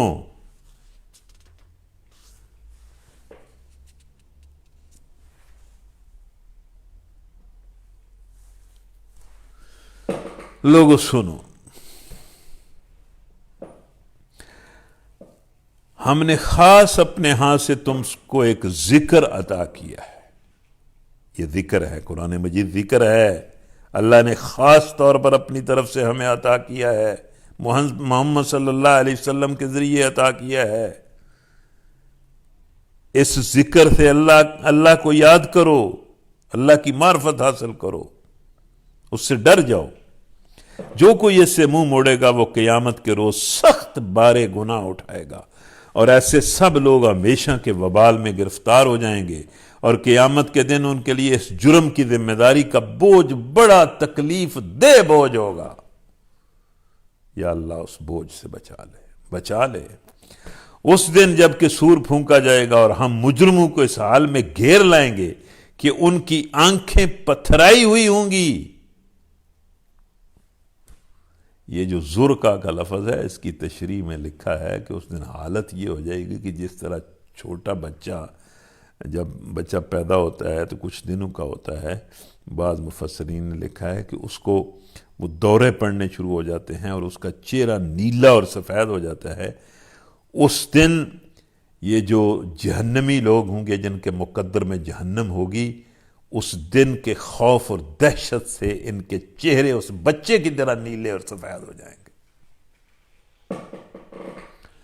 اور لوگ آپس میں چپ کے کہیں گے دنیا میں مشکل سے تم نے کوئی 10 دن گزارے ہوں گے۔ یہ اس دن لوگ اندازے لگائیں گے، کوئی کہیں گے کوئی کہے گا 1 دن، کوئی کہے گا 1 دن کا عیسیٰ، کوئی کہے گا کوئی کچھ۔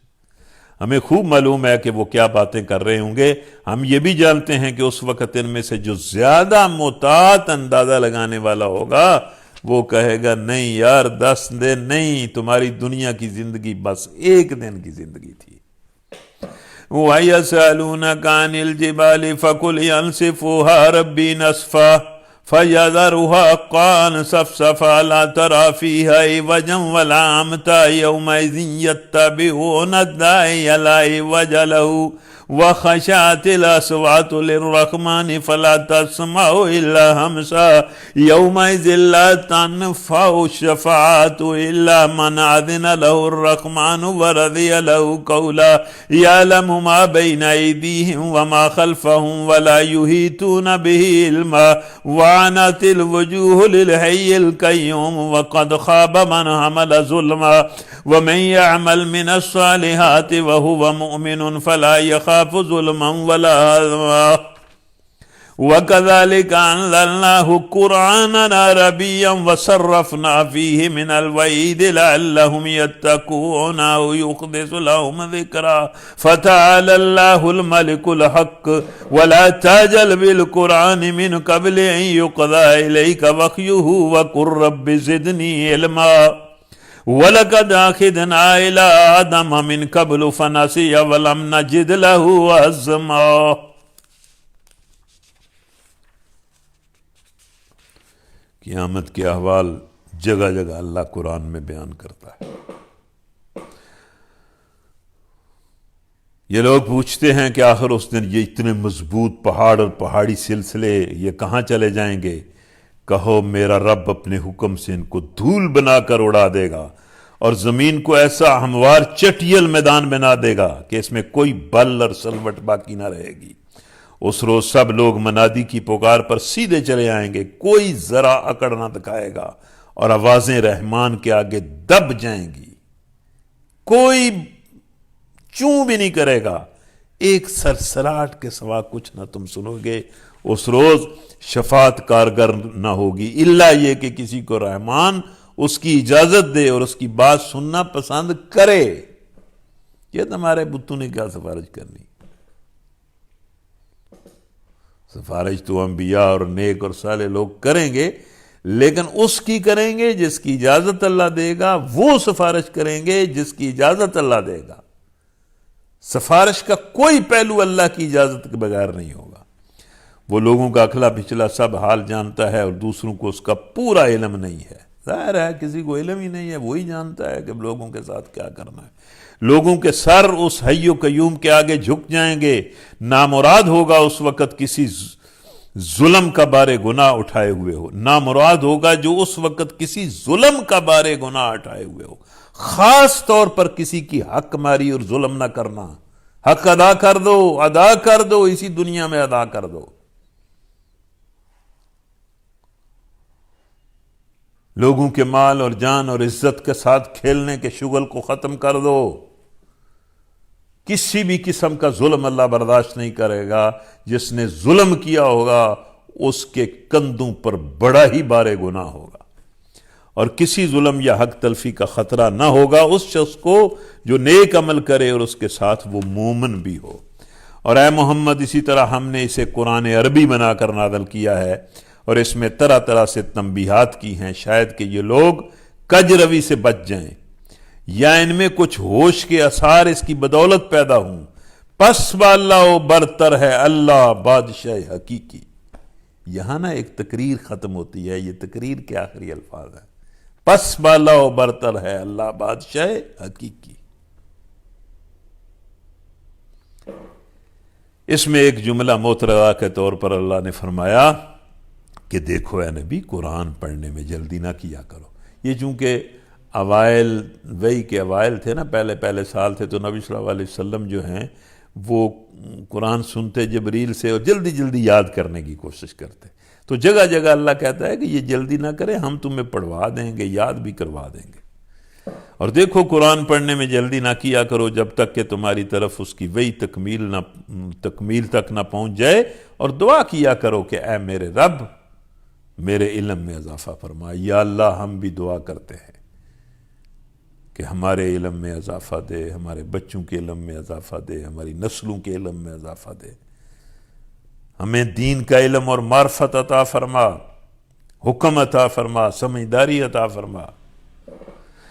وَلَقَدْ عَهِدْنَا إِلَىٰ آدَمَ مِنْ قَبْلُ فَنَسِيَ وَلَمْ نَجِدْ لَهُ عَزْمًا وَإِذْ قُلْنَا لِلْمَلَائِكَةِ اسْجُدُوا لِآدَمَ فَسَجَدُوا إِلَّا إِبْلِيسَ أَبَىٰ۔ یہ وہی ابلیس ہے جس نے اللہ کے حکم سے آدم کو سجدہ نہیں کیا تھا اور آدم کو پھسلایا تھا، یہی آج بھی تمہیں پھسلا رہا ہے اور قیامت تک پھسلاتا رہے گا۔ فَقُلْنَا يَا آدَمُ إِنَّ هَٰذَا عَدُوٌّ لَّكَ وَلِزَوْجِكَ فَلَا يُخْرِجَنَّكُمَا مِنَ الْجَنَّةِ فَتَشْقَىٰ إِنَّ لَكَ أَلَّا تَجُوعَ فِيهَا وَلَا تَعْرَىٰ وَأَنَّكَ لَا تَظْمَأُ فِيهَا وَلَا تَضْحَىٰ فَوَسْوَسَ إِلَيْهِ الشَّيْطَانُ قَالَ يَا آدَمُ هَلْ أَدُلُّكَ عَلَىٰ شَجَرَةِ الْخُلْدِ علی شجرۃ الخلد وملک لا یبلی۔ دھوکہ دیا، لالچ دیا آدم علیہ السلام کو کہ اللہ کی نافرمانی کر، تجھے یہ اور یہ اور یہ حاصل ہو جائے گا۔ فَأَكَلَا مِنْهَا فَبَدَتْ لَهُمَا سَوْآتُهُمَا وَطَفِقَا يَخْصِفَانِ عَلَيْهِمَا مِنْ وَرَقِ الْجَنَّةِ وَعَصَىٰ آدَمُ رَبَّهُ فَغَوَىٰ ثُمَّ اجْتَبَاهُ رَبُّهُ فَتَابَ عَلَيْهِ وَهَدَىٰ۔ قَالَ اهْبِطَا مِنْهَا جَمِيعًا بَعْضُكُمْ لِبَعْضٍ عَدُوٌّ فَإِمَّا يَأْتِيَنَّكُم مِّنِّي هُدًى فمن اتبع ہدایا فلا يضل ولا يشقى ومن اعرض عن ذکری فإن له معیشة ضنکا ونحشره یوم القیامة اعمی۔ تو یہ وہی واقعہ سارا جو جگہ جگہ قرآن میں حضرت آدم اور ابلیس کا واقعہ بیان ہوا ہے، انسان کی پیدائش کے آغاز کا واقعہ بیان ہوا ہے، اور اللہ تعالیٰ نے اس واقعے میں سمجھایا ہے کہ یہ شیطان تمہارا ازلی دشمن ہے، اس سے بچو، اور اگر تم اس کے گردار میں آ جاؤ تو وہ کردار ادا کرو جو آدم علیہ السلام کا ہے۔ ٹھیک ہے تمہارے اندر عزم کی پختگی نہیں ہے، تمہارے باپ سے بھی غلطی ہو گئی عزم کی کمزوری کی وجہ سے، لیکن یہی ہم چاہتے ہیں کہ جس انسان سے غلطی ہو جائے وہ اپنے باپ کی طرح پلٹ آئے، ہم اس کو اپنے دامن رحمت میں لے لیں گے۔ لیکن جو بندہ شیطان کے پیچھے چلے گا اس کو ہم تباہ و برباد کر دیں گے، دنیا میں بھی گمراہ ہو جائے گا اور آخرت میں بھی جہنم میں چلا جائے گا۔ اب یہ آخری آیتیں ہیں، یہ مجھے بڑا یاد ہے، ایک مرتبہ حرم میں فجر کی نماز کا وقت تھا، تو میں اوپر چھت پر کھڑا تھا صف میں، اور مجھے نیچے سارے لوگ جو صفیں بنا کر کھڑے تھے مطاف میں وہ نظر آ رہے تھے۔ اس وقت یہ آیتیں امام نے پڑھی تو مجھے آج تک وہ سین یاد ہے کہ بڑا لطف آیا۔ تو آپ تھک گئے ہیں پھر بھی لطف لیں اور سنیں۔ وَمَنْ أَعْرَضَ عَنْ ذِكْرِي فَإِنَّ لَهُ مَعِيشَةً ضَنْكًا وَنَحْشُرُهُ يَوْمَ الْقِيَامَةِ أَعْمَىٰ قَالَ رَبِّ لِمَ حَشَرْتَنِي أَعْمَىٰ وَقَدْ كُنْتُ بَصِيرًا۔ اللہ فرماتا ہے جو میرے ذکر اس قرآن سے منہ موڑے گا اس کے لیے دنیا میں تنگ زندگی ہوگی۔ دنیا میں تنگ زندگی ہونے کا مطلب یہ نہیں ہے کہ اسے تنگ دستی اور غربت لاحق ہوگی، بلکہ اس کا مطلب یہ ہے کہ یہاں اسے چین نصیب نہ ہوگا۔ کروڑ پتی بھی ہوگا تو بے چین اور بے کل رہے گا، حفظ تکلیم کا فرمانروا بھی ہوگا تو بے کلی اور بے اطمینانی کی تصویر بن کر زندگی گزارے گا۔ اس کی دنیاوی کامیابیاں ہزاروں قسم کی ناجائز تدبیروں کا نتیجہ ہوں گی، جن کی وجہ سے اپنے ضمیر سے لے کر گرد و پیش کے پورے اجتماعی ماحول تک ہر چیز کے ساتھ اس کی جنگ اور کشمکش جاری رہے گی، جو اسے کبھی امن اور اطمینان اور سچی مسرت سے بہرہ مند نہ ہونے دے گی۔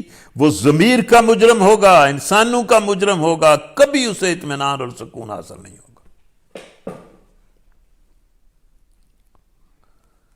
اور قیامت کے روز ہم اسے اندھا اٹھائیں گے، وہ کہے گا پروردگار دنیا میں تو میں آنکھوں والا تھا، یہاں مجھے اندھا کیوں اٹھایا؟ قال كذلك اتتك آیاتنا فنسیتها وكذلك اليوم تنسى، تو نے دنیا میں ہمیں بھلایا، آج ہم تمہیں بھلائے دیتے ہیں۔ کوئی تیرے لیے راستہ نہیں ہے، کوئی نور نہیں ہے۔ وَكَذَلِكَ نَجْزِي مَنْ أَسْرَفَ وَلَمْ يُؤْمِنْ بِآيَاتِ رَبِّهِ وَلَعَذَابُ الْآخِرَةِ أَشَدُّ وَأَبْقَىٰ۔ اس طرح ہم حد سے گزرنے والے اور اپنے رب کی آیات کا نہ ماننے والے کو، اس طرح ہم حد سے گزرنے والے اور اپنے رب کی آیات نہ ماننے والے کو دنیا میں بھی بے چینی دیتے ہیں، اور آخرت کا عذاب زیادہ سخت اور زیادہ دیر پا ہے۔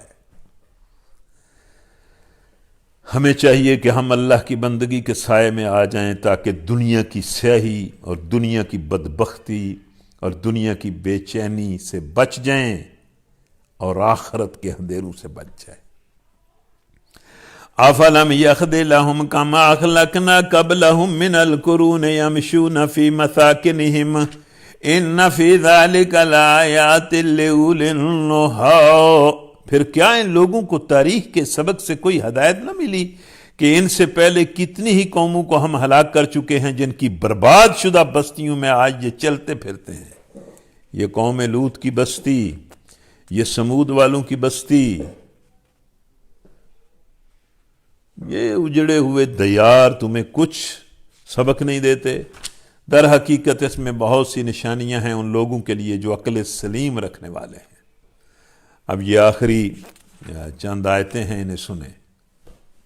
پہلی آیت وَلَوْلَا كَلِمَةٌ سَبَقَتْ مِن رَبِّكَ لَكَانَ لِزَامًا وَأَجَلٌ مُّسَمًّى، اگر تیرے رب کی طرف سے پہلے ایک مدت طے نہ کر دی گئی ہوتی اور مہلت کی ایک مدت اللہ نے مقرر نہ کی ہوتی تو ضرور ان کو فیصلہ مل چکا ہوتا، لیکن اس نے ہر کسی کی ایک عمر بنائی ہے، ایک مہلت دی ہے، اس مہلت میں جو وہ گناہ کرتا ہے اللہ اسے اجازت اور آزادی اور ڈھیل دیتا ہے، کر لے۔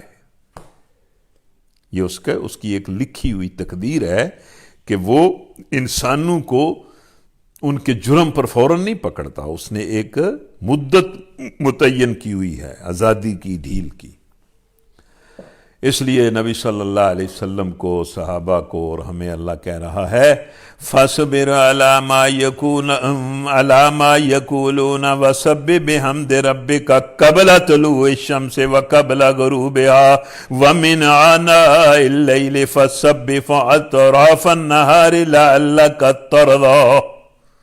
دیکھ کیسا اللہ پھر سبق دیتا ہے نماز کا۔ اے محمد، جو باتیں یہ لوگ مناتے ہیں ان پر صبر کرو اور اپنے رب کی حمد و ثنا کے ساتھ اس کی تسبیح کرو، نماز پڑھو سورج نکلنے سے پہلے اور غروب ہونے سے پہلے، اور رات کے اوقات میں بھی تسبیح کرو اور دن کے کناروں پر بھی، پانچوں وقتوں کی نماز کا اللہ نے حکم دیا، شاید کہ تم راضی ہو جاؤ۔ یہ تو بڑا عجیب لفظ ہے، لعلک ترضیٰ، یعنی نماز پڑھو اس لیے نہیں کہ میں تم سے راضی ہو جاؤں،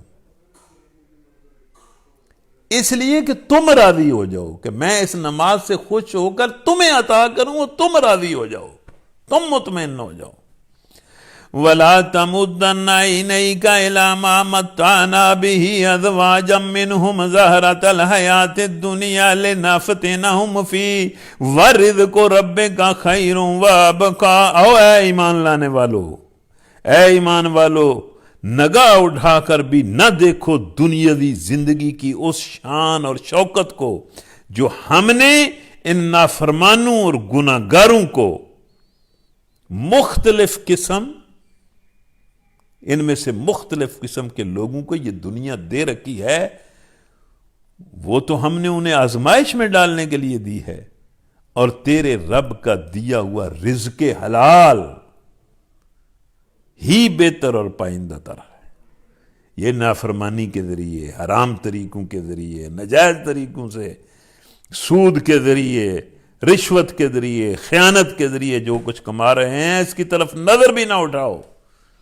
اللہ کے فضل کو تلاش کرو، اور جو حلال اور پاک رزق تمہیں ملے اس پر صبر اور قناعت کرو۔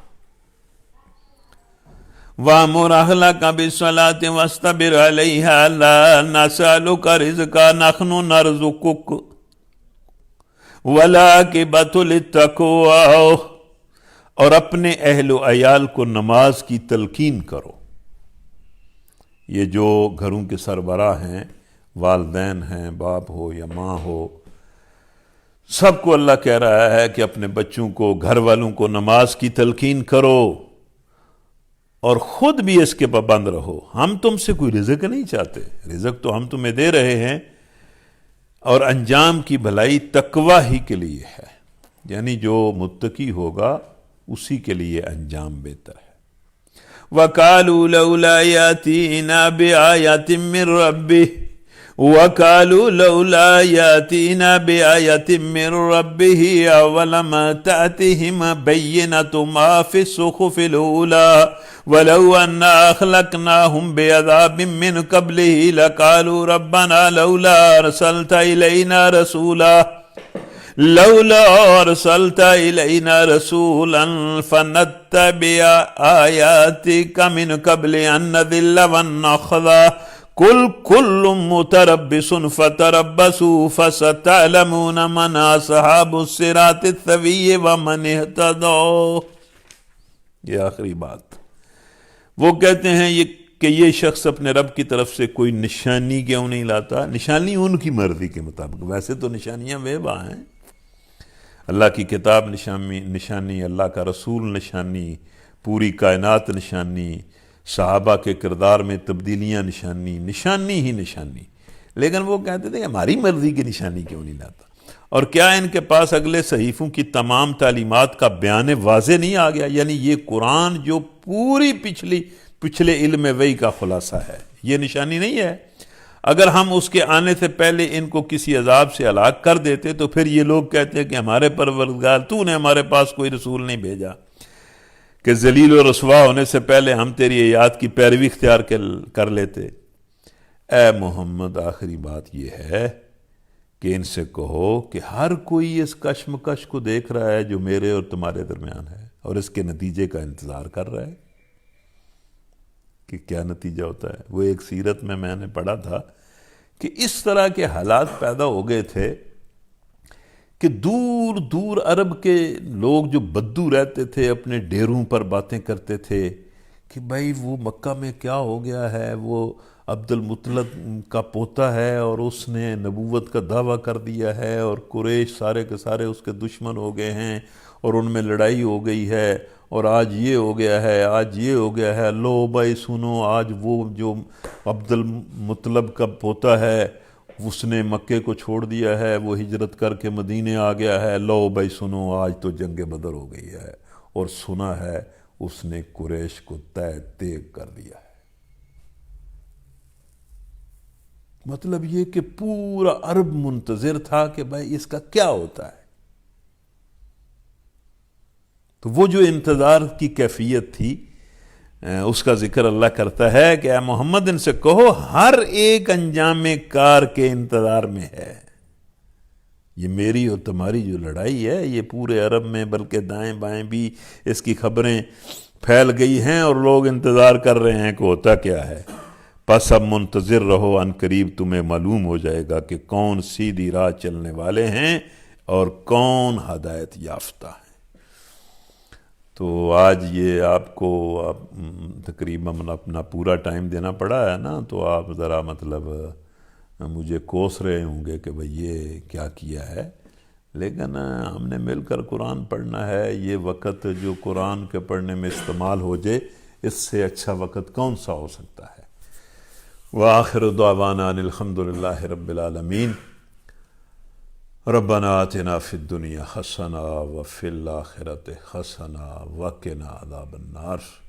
حسبنا اللہ ونعم الوکیل، حسبنا اللہ ونعم الوکیل، حسبنا اللہ ونعم الوکیل، نعم المولا ونعم النصیر۔ آمین۔ اللہم صلی وسلم علی نبینا محمد وعلی آلہ وصحبہ اجمعین برحمتک یا